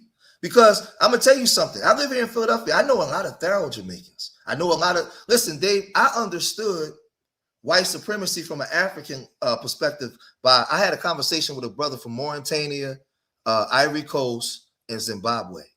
And I found out that people in Mauritania hate the W man damn near more than we do. But I couldn't understand it. But having conversation, working out in the gym, a friend of mine from Mauritania, he said, you know, we still in slavery over there. The pale Arabs enslaved us. He hate white people, right? But when I talked to the brother from Ivory Coast, he was a damn coon. He said that when he grew up, he couldn't wait to move to France to marry a white woman because the French indoctrinated their country and he looked at the French as something greater. When I talked to the brother from Zimbabwe, he talked the way that we talk because of what happened in Zimbabwe. So when what happens when we encounter different Africans, they coming from different places and different perspective of the way white supremacy attacks them. So for me, as a teacher, I study history everywhere. And I like you, Dave, I like to know the perspective of different black people, where they come from. All black people don't think like the same way we all don't think like here. Because me and Dave don't think like Jason Whitlock at all. And he's FBA. Yeah. Right? We don't think like him. So it's just 100%. It's wild to me. It's wild to me. I'm still waiting. I am still waiting, but somehow they're not gonna come up. They can't. They don't have no ammo to fight. What you did to the Haitian guy, which one? You unpacked him in a way where you didn't have to call him any names. You just did it with the information, so they can't come up because Well, they don't have anything to stand on. When I'm telling them that they would rather come here and side with the dominant society than go back home, it ain't nothing else that they can defend, Dave. Because the truth is the truth. Ain't. Who's flourishing in their country? The Indians and the Asians. They burning in Jamaica. They burning hotels down because they telling them that they can't come to the hotels. So how you come here and got smoke for us? Because it's easy to have smoke for people who aren't going to, I don't know, deport you. There you go. And that's Dave, what it is. Show me a time in Philadelphia, Dave, when we was marching in the street with signs to get Jamaicans or Liberians or Ghanaians deported. When we ever do that? Never. Show me when Black Americans declare war on them to hurt them. Never. That has never happened. Nitro, what up, homie? Peace. What up with you, bull? Nitro, what's up, Nitro? My guy, what up with you, fellas? What's happening, fam? Got my guy George up here doing. You gotta get with me, man. We gotta do this kung fu content. I got you. Listen, Dave, y'all up here cooking, brothers. Can't wait until the countdown of the annihilation of Godfrey. I cannot wait. I cannot wait. The knowledge will be dropped. He gonna bring truth to power. That's all I'm gonna say. You're gonna bring truth to power. It's gonna be a lovely and an eloquent discussion. That's all I be saying. Like, because people want me to go up there. Listen, I know. Listen, funny. You know what they want me to do? They want me to go up there like Killmonger. They really want me to go up there and start Thanos and folks. And it's like, let me explain something to you. Just because you might have seen me in a dojo, just because you might have seen me, kick a couple people in the face, I'm not going up there to be violent. I'm going up there to be clear. Listen, I'm not going to raise my voice. I'm not going to coon a buffoon. Right. I seen you work. I'm not going to call nobody no tether as long as don't nobody call me out my name. I want to have what Godfrey said he wanted was a positive discussion. And that's all I want too. And I have a myriad of questions. And my thing, and I want to be very clear to both you brothers and everybody who is watching and listening to this and everybody who is going to clip this. My goal is to get some understanding. My goal is to get some clarity, and my goal is to make people understand that while I respect Nigerians, Ghanaians, Jamaicans, Ethiopians, Trinidadians, Black Cubans, every single person across the so-called diaspora, for their ethnicity, for their traditions, for their religions, for their history and their rich cultures, I want the same energy. My problem right now is not only with energy, but with so-called Pan-Africanism, it only goes one way. And if I'm driving up a one-way street, I'm going to get pulled over and arrested. So why are you asking me to do something that you will not do for me? And until that happens, I don't want to hear nothing about flat blackness, because you're asking me to deny my history. You're asking me to deny my culture. You're asking me to deny my contributions that are global exports from here to Korea and back again. While y'all say we all Black and we got to fight against the oppressor. But it's so funny.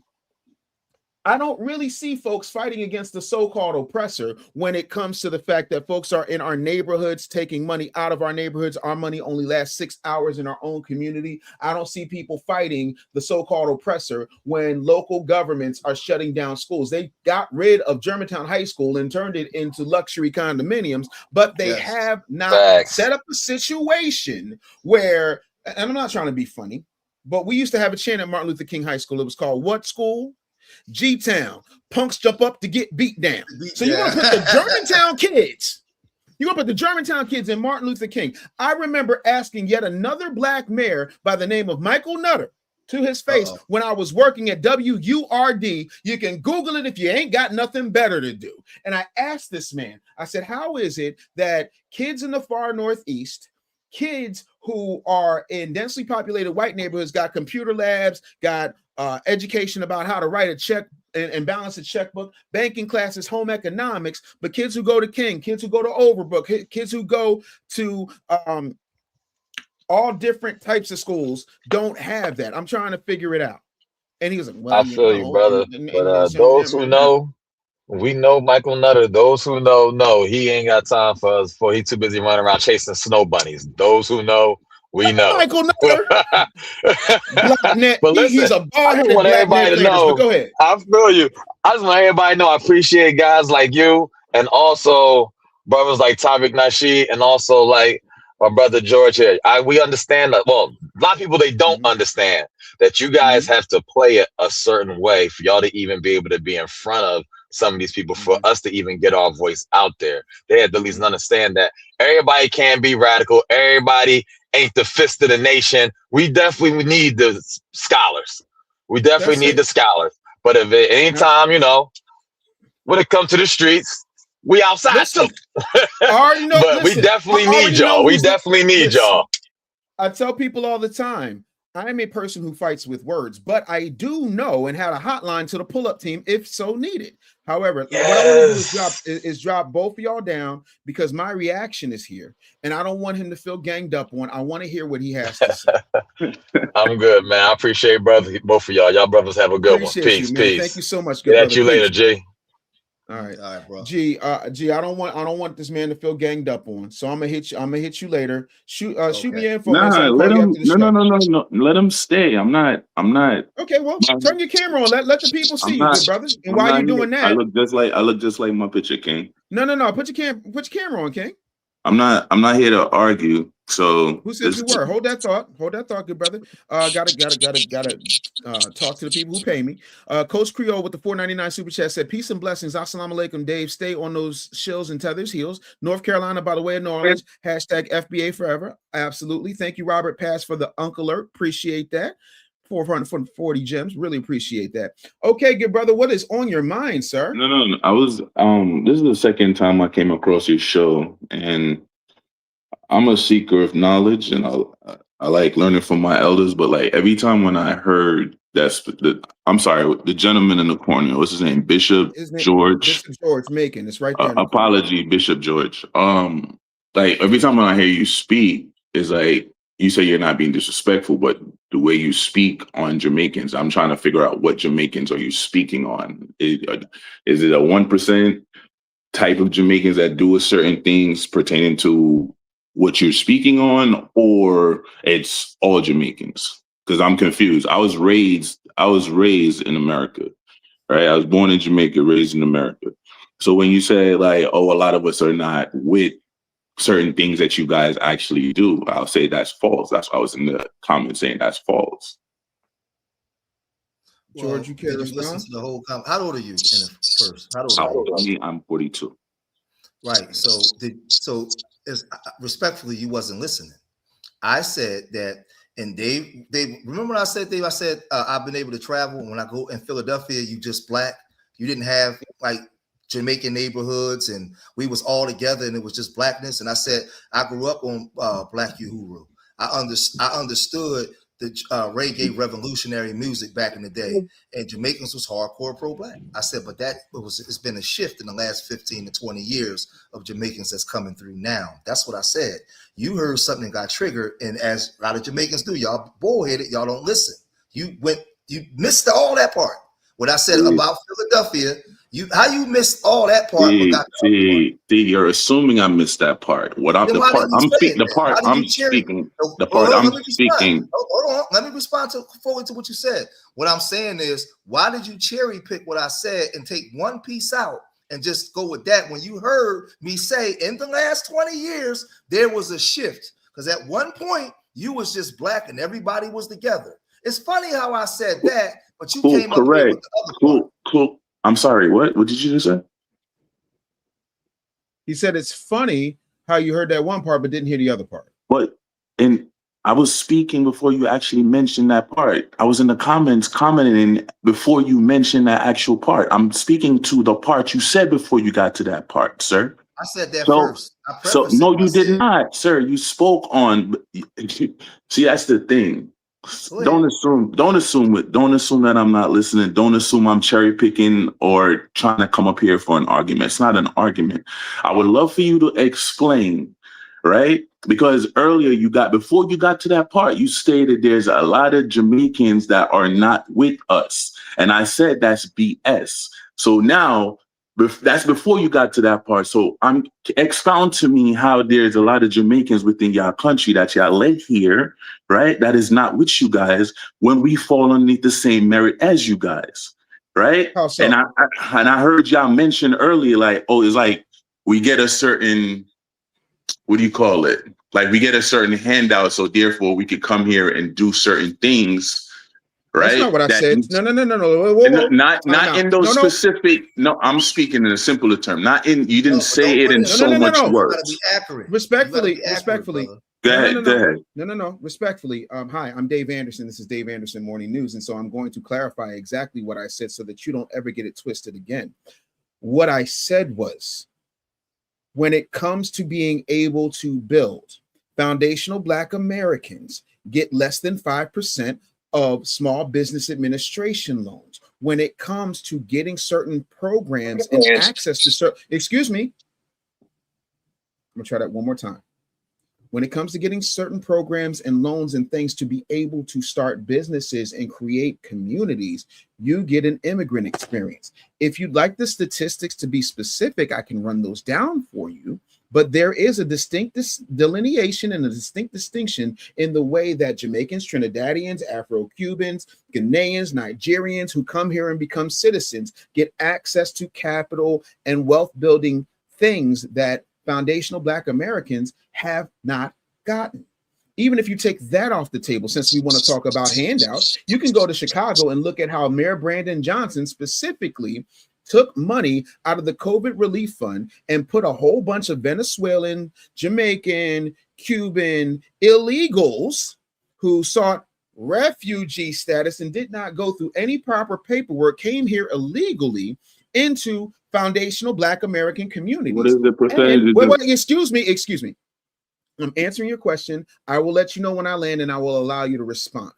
Then you can even look and see how there were people from an organization called Chicago Flips Red, specifically a foundational Black American woman who was talking about what the mayor was doing, which not only was it immoral, unethical, but also illegal. And then there was a gentleman who was illegal telling her that she's poor and lazy and needs to get a job. So what we're talking about are those specific differences in the way that we are handled in this country versus people who are not originally of this country because they are immigrants. That's what was said. Where's the lie? I love context, right? So one, I'm gonna ask you, you mentioned Jamaicans with the people in Chicago that got whatever they got. What percentage of Jamaicans was that? Because if I'm not mistaken, I could have sworn it was Asians. I didn't get any information pertaining to Jamaicans. So what percentage of Jamaican was the ones that were getting these handouts? No. Don't twist my words. What I said was I said, since you brought up handouts, and then I gave a different thing that had nothing to do with Jamaicans. I was talking about illegals. But you mentioned Jamaicans. You said Jamaicans and Venezuelans. You said Jamaicans and Venezuelans that got assistance. Didn't they not just say that? I explain it to you. Hold on for a second. See, because this is what I'm saying. When we had these conversations in the disingenuous part on you guys, right? And I'm saying this respectfully because we're just having a conversation, right? Certainly. What happens is you may have some rogue ones come over and they come over and they may get it from the muscle and they may open up a store or something. That's fair enough, fine. That's not my argument that I'm making. The argument that I'm making is when they come and they build whole communities now in the manner in which the way you see them. And some of them do it through immigrant entrepreneurship that they also get federal funding from, but they also get millions of dollars in Commerce Department grants. They get new markets tax credit grants and millions. How they built Little Africa, they got almost $30 million in different grants from the city and state funding to actually build Little Africa here in Philadelphia. And these are things. So I don't speak in a manner out my behind as if I don't know what I'm talking about, because I love Black people enough to tell the truth. And you need to understand something. When I speak about this, I don't speak in the form of hating immigrants, Black immigrants. I don't. I'm foundational Black American. I believe that in the Caribbean, y'all are first cousins, right? Because I understand how the Charter of South Carolina was built. I understand what they've done in different places. So a lot of times, everybody has different FBAs and lineage. Everybody don't agree on everything. Right. But what I'm saying to you is when we're teaching and I'm teaching, I'm telling you how they was able to build communities. And we're doing it from an academic perspective to be able to show what they've done and what wasn't given to us and why the people in the community are upset. Our biggest thing is, if you go back early on, we wasn't even really all the way upset about that. We was upset because when you guys got it, you separated yourself from us and we've never separated from y'all. The argument is, well, wait a minute. You come from these countries where you had to flee. Why y'all talking shit? Just come here and become the best version of yourself and chill out. You a Jamaican, you know damn well. And see, I'm gonna see if you be honest, right? If you be honest, I'm gonna see if we get honesty from you.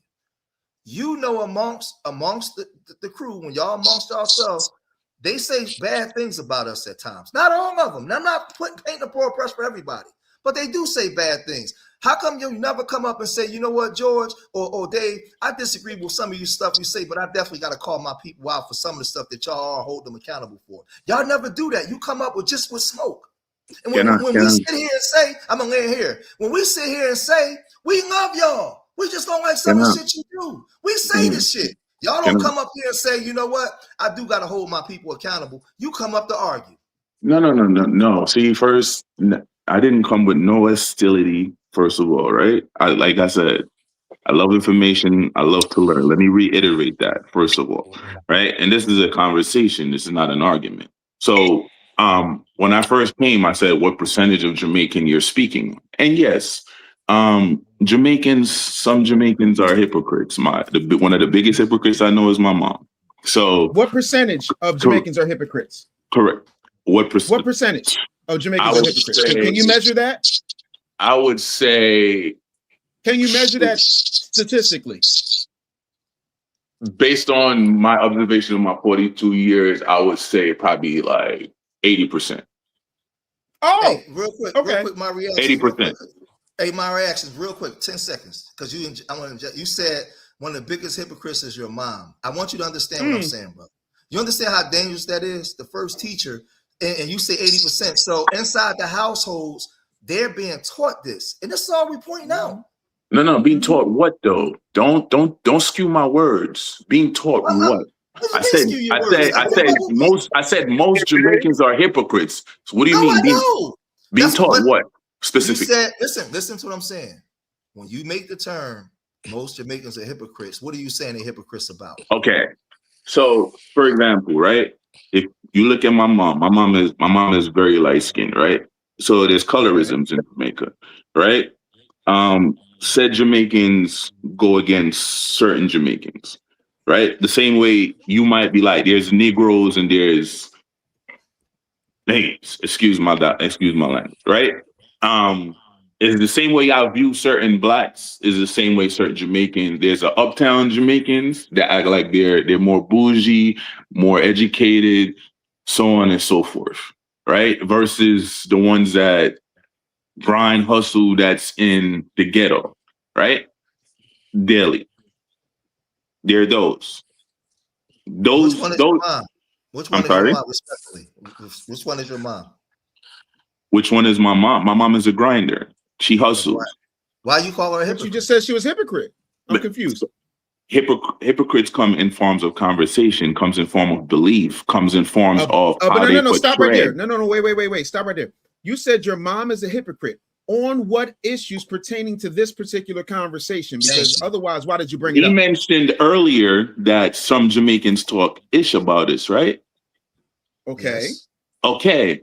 So my mom will take you in, she'll feed you, she'll laugh in your face, so on and so forth, right?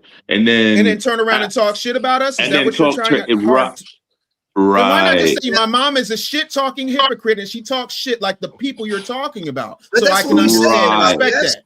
So that's what we said. So if your own wait, George, I got this. So if your own mother, by your own evidence, because I never met your mother, you and I have never been in the same room, correct? Correct. So if by your own admission, 90% of your people are hypocrites, up to and 80%. Don't sway it. Don't sway it to 90. 80%. No. Somebody in the comments said 90. I had 90 on the brain. I apologize. I stand corrected. See how easy that is? 80% by your own admission of your own people are hypocrites will smile in your face, the whole nine, whine your body, all that, and then turn around and call us dumb Yankee, dumb ba da da da botty boy, blah blah skibbity bop. So what's the problem here when you just said 80%? That's the gross majority, is it not? That's your estimation of your people, correct? It's a yes or a no.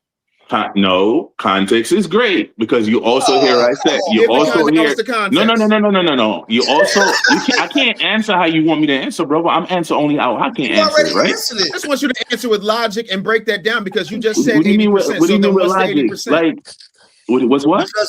Because my reactions, you said, listen, my brother, listen to what I'm saying. Let's slow down for a minute. Let's go to gaslighting. Hold on, let's back up for a minute. My reaction because you said that she was a hypocrite, and I'm gonna be respectful because we're talking about your mother. But you said that she was a hypocrite, and she'll feed you, she'll do this, but then she'll talk about you. What I'm saying is our argument is the thought process, that same thought process when they come over under the guise of being with us, but they're hypocrites, and we've been calling that out. All right, that's the genesis of the conversation. Wait. So stop there, right? So off of the guidelines, right? You do realize you sound like you say you were an historian, right? So you do realize, right? Certain things they play here within the country, they actually don't play back in that country. They actually paint you guys a certain way. You are aware of that, right? Yeah. So how can somebody perceive? So how can somebody perceive something they have no understanding about? I can't let you get away with that, brother. I'm gonna tell you why. I can't let you get away with that. But let me qualify my statement. Let me tell you something, man. I'll be 51 next week, right? On the 30th.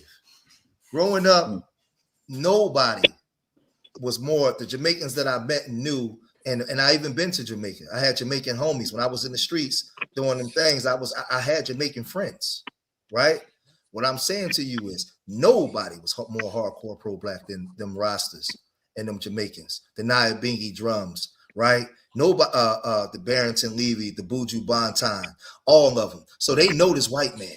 They call in their music, they call out white supremacy, the Babylon system, everything. So I can't give you that. If we're gonna have a real conversation, what do you mean? They know who they That's know what happened to Bob Marley and who this white man is. So when they come here and start echoing their sentiments against us, I gotta hold them accountable because when I was growing up, the revolutionary music from Sizzler and all of them, they all called this out. They all called the system out. So man, no, your people know. Wait. That's information. That's information, right? That's growth. That's traveling. That's understanding. That's understanding different variations and stuff. What I'm saying what the point I'm making is, right? You said when certain Jamaicans come here. So if I lack the knowledge of a people and whosoever own the television or whatever y'all want to call it, shows us certain things and depict y'all a certain way to the people. That's indoctrination, bro. Right. To the people before they got here, right? Isn't the people going to view you a certain way because they don't understand nor know you or move around? What point did I miss? You're speaking of a percentage that's privileged. Respectfully, everyone. Hi. Real quick. What you're telling me now, how long were you born here? My reaction? No. I was raised here. I came here when I was 12. I was raised here. So you came here when you were 12. So at least half of your neural pathways were set. Yes? Correct. Do I look like a tap dancing, buck dancing coon to you, sir? Who called you a coon or a tap dancer? No. It's a yes or a no. And I'm not saying that you are. I'm making a bigger point. Just answer the question. Based on observation, no. No. Okay. No. Cool. Thank you. Next question. Right. Hold on. I'm going someplace. Do you consider yourself a person of discernment? Yes or no? Absolutely. Do you consider yourself a well-read person? Yes or no? Yes. What's the highest degree of education you have? Not that it matters to me because my degrees are in the drawer with my mom in Arizona. The highest level of education you've completed, sir? High school. And what was your grade point average?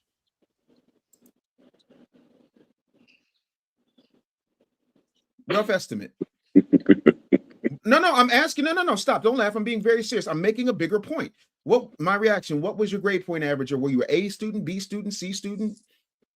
I was a B. I was a B student. You're a B student, so you are at least what would be considered good as far as comprehension and understanding and discernment, correct? You would consider yourself a relatively smart man at 42 years of age, correct? Yes. So, are you telling me right now that you believe indoctrination about my people, or you don't believe indoctrination about my people? You're skewing what I'm saying. No. I'm not skewing anything because I haven't talked about what you said. I'm asking a series of questions based on a point I'm trying to make. It's a balance. So you're telling me you're balancing between what you know to be false information and what you know to be observational and actually true. And half of that is still affecting how you view me.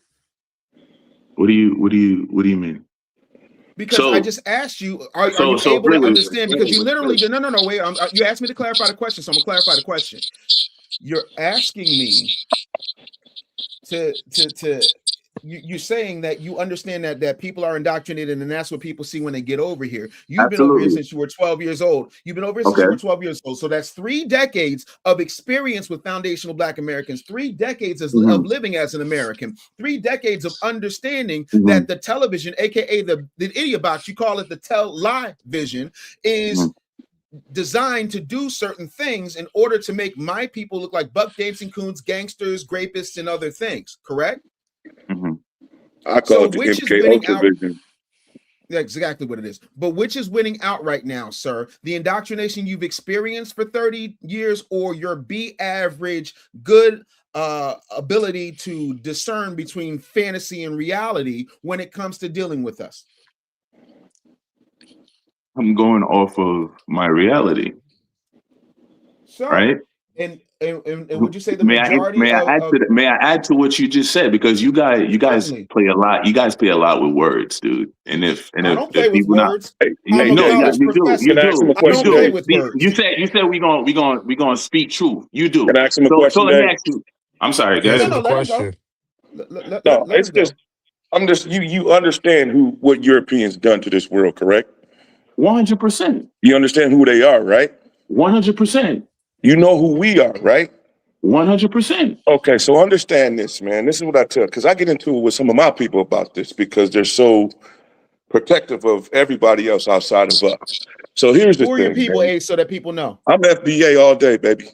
I'm FBA all day, every day. I don't believe in political party, man. I don't play with that. So at the end of the day, man, what happened is, like Dave said, you guys come over. The FBA basically funded the world, man, because they were able to open up business in our community when we weren't even able to do so. When we weren't able to do so, we patronized y'all businesses. We've done everything. We tried to extend our community to you. And yet, I don't know what these people got over you or what they're telling you, but how can you be the same, the very people that colonized your country? You understand, and come over here and say all this bullshit, and then, excuse me, I don't mean to swear, all this bullshit, be disrespectful and expect us not to have about. Okay, so at the end of the day, this should have worked out. This whole experiment had everything worked out with the diaspora. You know what? They would have been outnumbered. They would have been outnumbered. When did it end? The experiment never ended. It just took a different form. So when he mentioned what he just mentioned a few minutes ago, right? Thank you, Roy. Okay. When you mentioned what he mentioned a few minutes ago, right? Okay. I guess he's acting or assuming like he doesn't know that there is certain so-called blacks, right? That still Thank you, I'm sorry. No, I was thinking the for the gems. Keep going, bro. I'm sorry. I was just acknowledging my certain so-called blacks that still act and move a certain way that's detrimental to the so-called black community. I mean, what ways are you speaking? What way is that, sir? Be clarify. Okay, so earlier we spoke of indoctrination, right? Right. Like what he asked me, what do I believe? First of all, to believe is not to know. So what do I know is that right? That's the left side. So-called black people are one of the most beautiful, caring, giving, we could say ignorant, we can say most powerful people in the world. One of the richest set of people in the world, but yet it's still within a certain demographic. Like the mind F is still there, right? So you got black people that's out here that will run up on another black person that is cancer to black people, that will kill the next black. Do y'all speak? That's in every culture, though. So is that That's my in every perception or is that truth?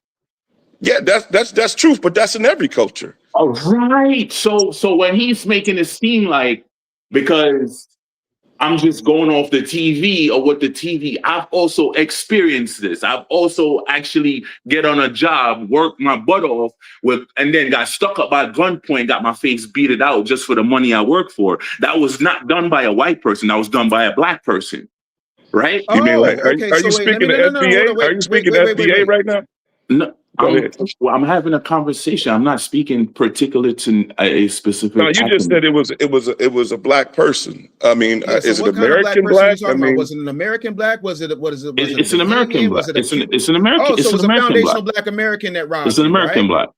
Yeah. So let me whoa, hold on. So by that logic, I'm a little bit older than you. And I'm pretty sure Bishop George remembers this. Between 1991 and 1995, Martin Luther King High School was called the worst high school in America for two reasons. Number one, we had a weapons problem.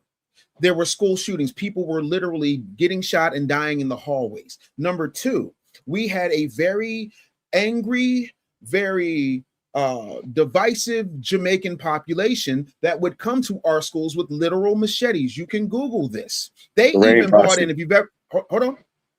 They even bought in, if you've ever seen the movie Lean on Me, Morgan Freeman's character was a real man named Joe Clark. They bought in Joe Clark to at least assess the situation and speak to us. He said, you can't do nothing but keep on keeping on. But literally, Jamaicans were slicing and stabbing foundational black American kids who are just trying to go to school in a slum they couldn't get out of. By that logic, I should automatically think that every Jamaican I ever run into is a machete-toting Dundada that wants to sit up here and try to kill me. But that would be weird because I happen to have another channel called I Never Knew TV, which is owned by a Jamaican who I love like a brother. What's up with the accent? What's up with, you don't gotta speak with the accent because that's a form of disrespect. Bro, let me break something down. No, it's not disrespect. It's not disrespect. You're moving the goalposts. I'm trying to. Are you trying to be? Hold up. Let me help you out. Again, this is my show. When I say Jamaican, it is a form of endearment. The same way my second great grandmother is half Indian. So when I go like this, I'm just doing it out of love. I'm not doing it to spite you because I have a mastery of the English language and I have 1,000,001 ways to cut you down verbally. That's not that. If that offends you, you have much bigger problems that only Iyanla Van Zandt can fix about your life. What I am saying is by talking about I got robbed by a foundational black American, therefore foundational black Americans give me a bad experience. Bro, I used to live in fear from Jamaicans maybe stabbing me and wasn't nothing nobody could do about it until it was too late because we didn't have security and we didn't get the Philadelphia cops inside of Martin Luther King High School until 1994. So again, you're playing with words again, sir. Hey, bro. You're playing with words again, brother. Brother, you're making it seem as if I'm saying all American. You, based on your argument, what I'm saying to you is, right? Perception, right? If you're fed perception a certain way, you're asking why. Earlier, he's like, does Jamaicans talk shit about us? When I said my mom was a hypocrite, and I said yes. And you said, what percentage are hypocrites, right? And I gave you a percentage. No, I gave you a percentage, right? So I gave you a percentage, right? So can you say, hold on? So like, here's a question: Can you tell me yes or no? Is there a certain percentage of Black Americans that is cancerous to your own community? Yes or no? Yes. You know, I'll give you the percentage. Less for than context. 10. Less than 10. From a statistical perspective, less than 10% of us commit crimes. So now you got that out of the way. Talk about the 90. He's not going to talk, but that's what I'm saying. Of course not. What do you mean? What do you mean I'm not going to speak? So okay. I just said talk about the 90. Talk about the 90, and you got quiet. That's the point. You're being intellectually disingenuous, sir. Sir, do you know what's wrong with y'all, bro? You're telling me to speak on earlier. Hold on, can I address him earlier, right? Go ahead. Earlier, I said what? Black people, so-called blacks, are some of the most That's disrespectful people. right there, bro. So-called. That's you are disrespectful so-called right there. black. I'm an actual black. Sir, What are you do you match talking about, I'm just a content. Do you match the screen? No. I'm asking, sorry, do you what match now? the screen? So you say you're intellectual and you say you well read, right? And you can use so many words to do. Okay, so in the 1988 American Dictionary, the term black stands for bleak, pale, or bleach. Does that apply to you? Black is the absence of color. Does it apply to you? Sir. The black I'm is asking you a question. Does it apply to you? That's wordplay. That's wordplay, bro. Now it's wordplay. Listen, this is the problem, and this is why Kamala Harris didn't get elected, because Jamaicans like you love word salad. You haven't answered one question I said. You want to talk about what the dictionary. You're well read. You can use so many words. I don't need to tell you. The audience can tell you my 23 Hold on. Let me help you out, because you've got diarrhea of the mouth and constipation of the brain. Sir. And you're intellectually circumcised. Excuse me, your mom is intellectually circumcised. I was talking. Well, here's the thing. Now, you can't come over here throwing coconuts and then expect nobody not to chew back, bro. That's just what it is. I don't understand the purpose of him coming up here. And this is the thing, Dave. See, this is all they want to do is waste time.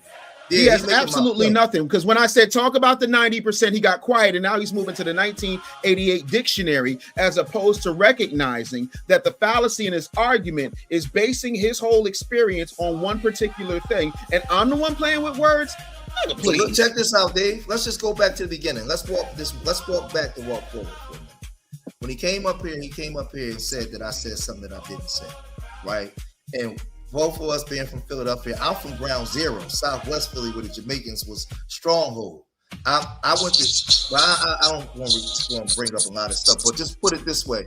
I was in and out of jail because of going through things with them, with some of the things that they was doing. And that wasn't all Jamaicans. That was the shower posses and the Spangler posses and the yardies that was coming over, as opposed to Mr. Winston that paint houses, right? But it got real bad, right, in the 80s, right? Real bad. Let me say this, though, because we preface it by saying that when I was growing up here in Philadelphia, you was just black. You didn't have all these communities, and then these communities were built, right? Mm-hmm. That's what the conversation was about. You said that your mom was a hypocrite, and about 80% of them talk like that, or basically echo those same sentiments of your mother, right? So now this is what they're being taught in the house and what they're coming outside with. Those talking points. What you're not realizing is we're engaging with these people that are being raised with hypocritical mindset. We're calling this out. That's it. And it's funny how Brother Dave said, we don't hate Jamaicans. We don't hate immigrants. We love y'all. We don't like the ones that come out with that hypocritical thought process that you yourself admitted to. So what I'm saying is anything outside of that, my brother, you're trolling. Because we're not the ones bashing immigrants. We're pointing out the inconsistencies that some of them bring when they come over here. You wanted to talk about the money part. I said, okay, fair enough. I can show you how they built whole communities and how they got special tax dispensations and different things, ways to build communities. Also with entrepreneurship. For $1. People with money that came over here. So what I'm saying is, if you really love black people, you really want to build, we're not here. They ain't one thing when we did anything to tear any immigrant down, call them out their name, and say anything disparaging. We're calling out certain behaviors. That's what we're doing. So outside of that, brother, you're trolling. And I don't like, at my age, I don't have time for people like you in your conversation. What do you mean? What do you mean I'm trolling? Whoa. Hold up. Two things. Number one, let me get to these super chats. Gregorius 28, thank you for the clapping seal. Appreciate that. Ryan Burrell, thank you for the high five. Appreciate that. Chili Willie, thank you for the eagle and the 400 gems. Appreciate that.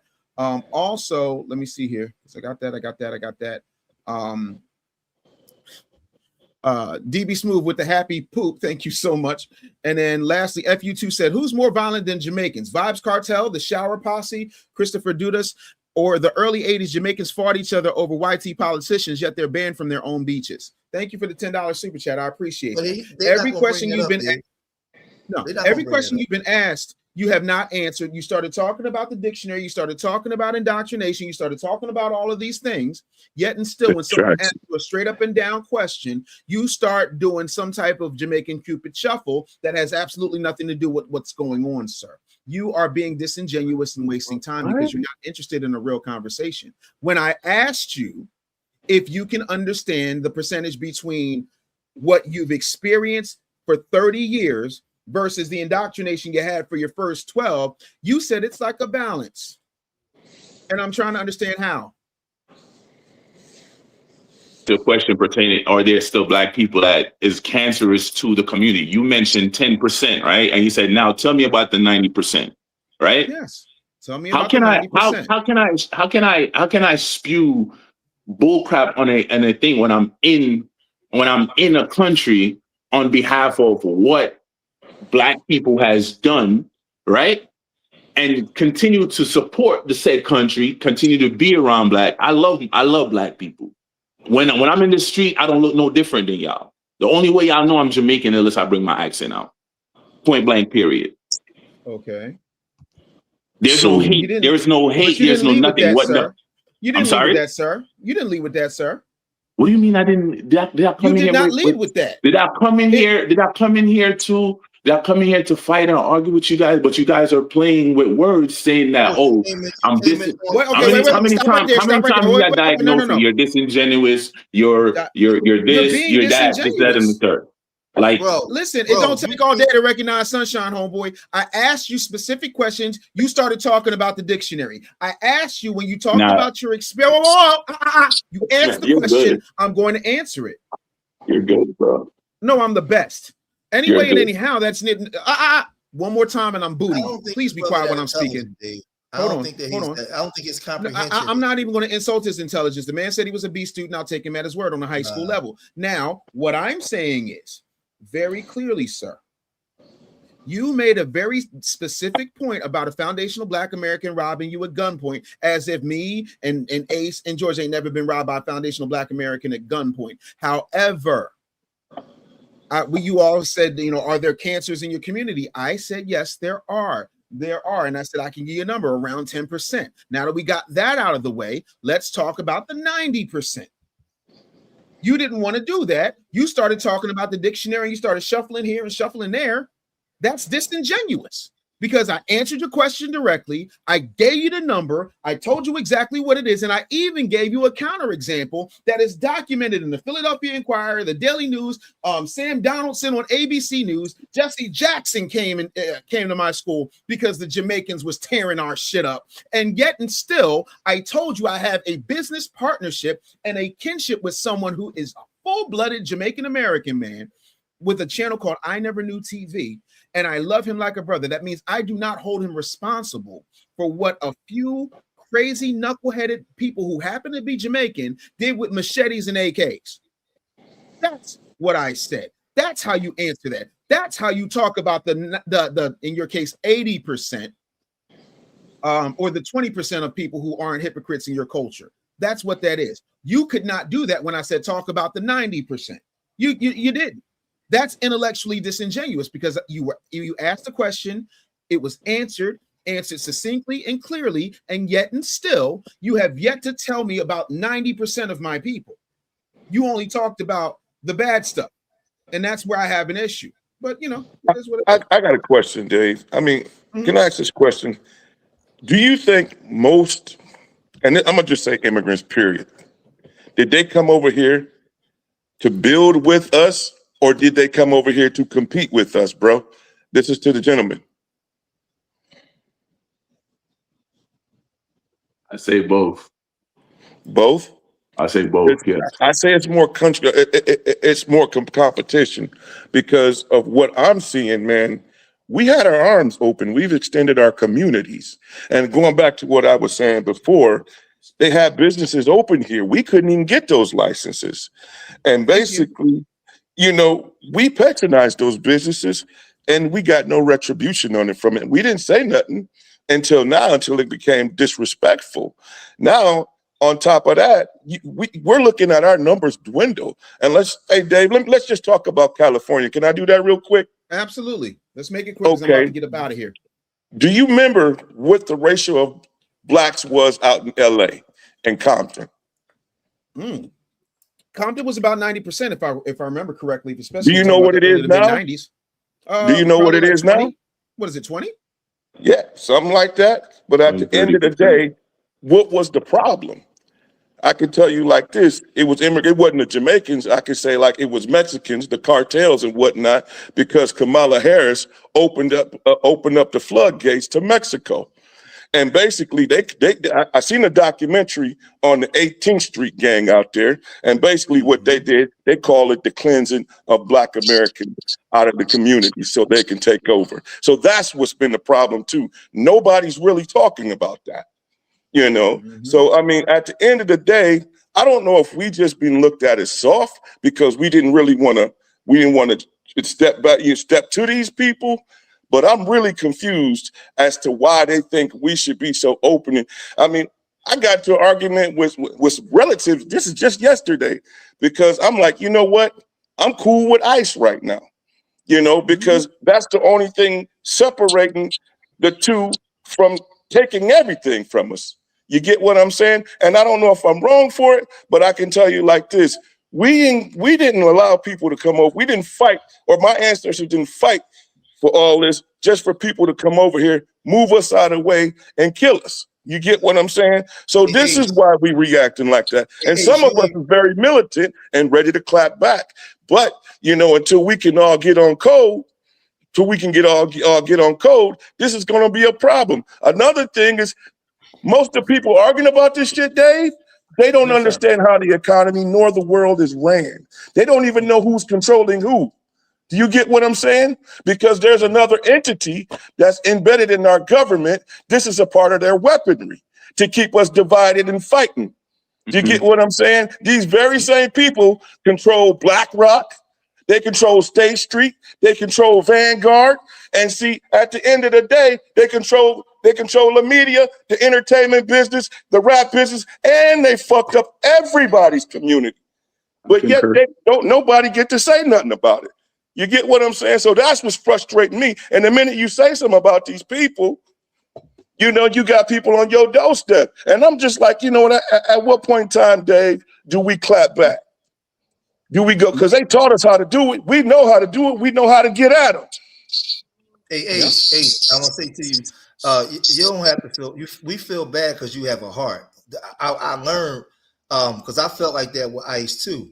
And it's like, damn, man, the Haitians, they doing it. And I feel bad. But when my homie said something to me in the barbershop the other day, he said, we feel bad for them, even though we cussing them out, hold them accountable, but they don't feel that way about us.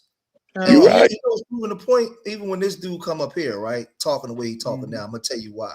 He sat in the comment section and heard us talking for a whole hour and heard us talking about the Black community, heard us talking about the 2030 agenda for Black people, heard us talking about immigration, everything. And when he came up here to cherry pick one thing, right? While at the same time, talk about, well, he just said about 15 minutes ago about what our people did for them to get over here. So if he didn't hear us say one cuss word, derogatory thing about his people, he didn't take the conversation as if, damn, these are intellectual brothers building on certain things. And we said, hell, I told you that my mom was Cuban and my dad was African-American. I speak on both sides. He still came up here with that smoke because I'm telling y'all, listen to me, the way that they talk about us, he sidestepped, he goddamn Walter Payton sidestepped all the stuff that we were saying and took that one piece and ran with that. And that's exactly what they do. Because we sat here and said, I sat here and said that Jamaicans are the closest group to us in the diaspora. They are first cousins. I said, what did I say? Dave growing up in Philadelphia, it's always was Jamaicans. It's always been the Jamaicans around us. We grew up with Jamaicans. He Hold went up, real past quick. all that. Of He course, didn't take because into account, well, I don't like what George said, but he also said this, and this. He just Nope. threw all that away. And so what I'm saying is it's dangerous in dealing with mindsets like this in the conversation, because it's not based off of respect.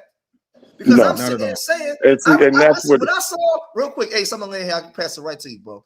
Go ahead. When I saw the Jamaicans when I saw the Jamaicans do what they did to that hotel down there, and they start speaking out against it, I was cheering for them. Man, goddamn, yeah, get them.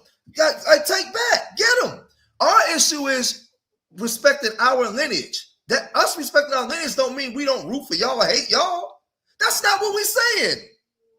We just saying, hey, when y'all come into the house, listen, you welcome into the house, but you got to take your shoes off, bro. That's it. That's it. That's all we've been Respect saying. my house. That's it. George, Respect my house. can I speak to what you just said? Quickly, And- I'm trying to wrap it up. Okay, no. Watch Nikki, this. see, look, you're already being defensive. All right, See, I told you. Who's being defensive? I'm see, told George. Wrap it up, bro. Get to the point. Stop trying to change what you want George to say or not say. Make your point. First of all, gratitude for the work y'all brothers do, right? One, I don't know you to not respect you. As a man, I respect all of y'all, all that y'all do, right? Now, I'm not even gonna how can I assist? How can I assist? Period. Point blank. Here's the answer. And let me be very clear about this, right? One, check your people. Meaning, check the 80% of people who sit up here and say, oh, and I'm only muting your microphone because I'm getting some feedback. Check the 80% of your people who say we have no culture. Check the 80% of your people who disrespect us. Check the 80% of your people who you said, like your mama, respectfully, will feed us, smile at us, all that type of stuff, and then talk dirty behind our backs, because allyship looks like, yo, we don't do that over here. We are here because of those people and those people's ancestors. Respect what we do. The same way you wouldn't want nobody calling you Bahamian or Cuban or Fijian. We don't want anybody calling us anything other than foundational Black Americans. And take the so-called Black out of your mouth and your lexicon. I'm not an African American. I'm not a so-called Black. I am a foundational Black American man who can trace his roots back to the 1670s. So if you want to help, get your people together. It is a situation where you got a lot of work to do by your own estimation if 80% of your people are hypocrites according to your stats. So that's how you can help. Other than that, leave us the hell alone. Let us build, let us be, and get out of our way. Other than that, there's not really much else you can do to help us.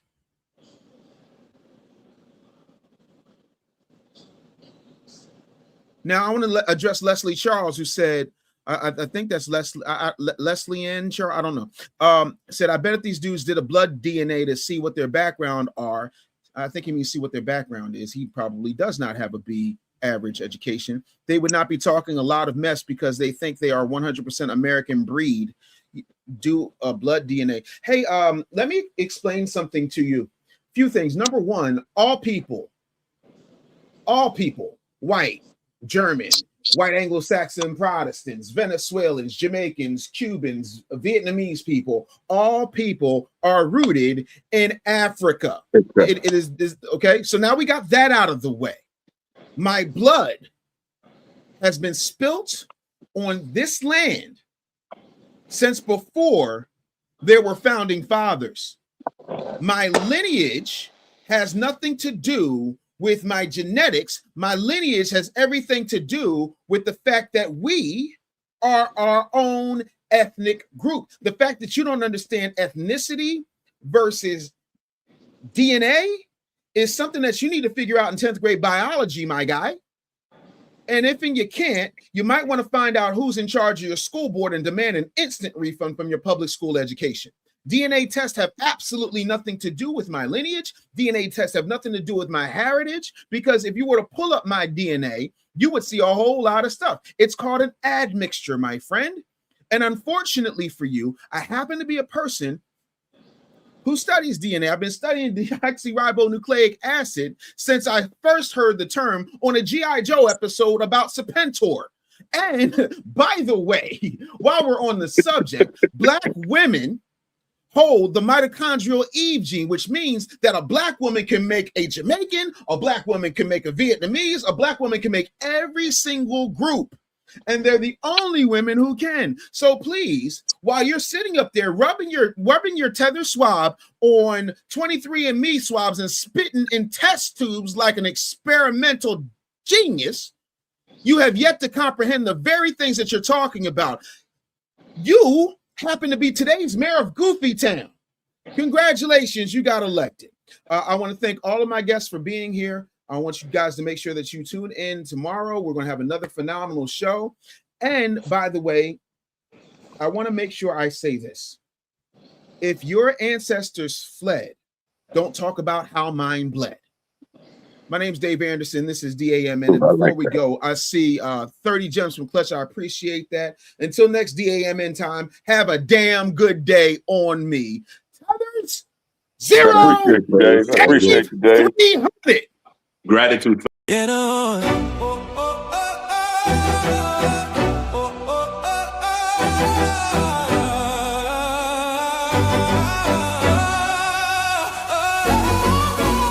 that wake up, get your mind right. Real talk, no fluff, no sidelines. We outside, bring the truth to the sunrise. DAMN, yeah, we coming at the right time.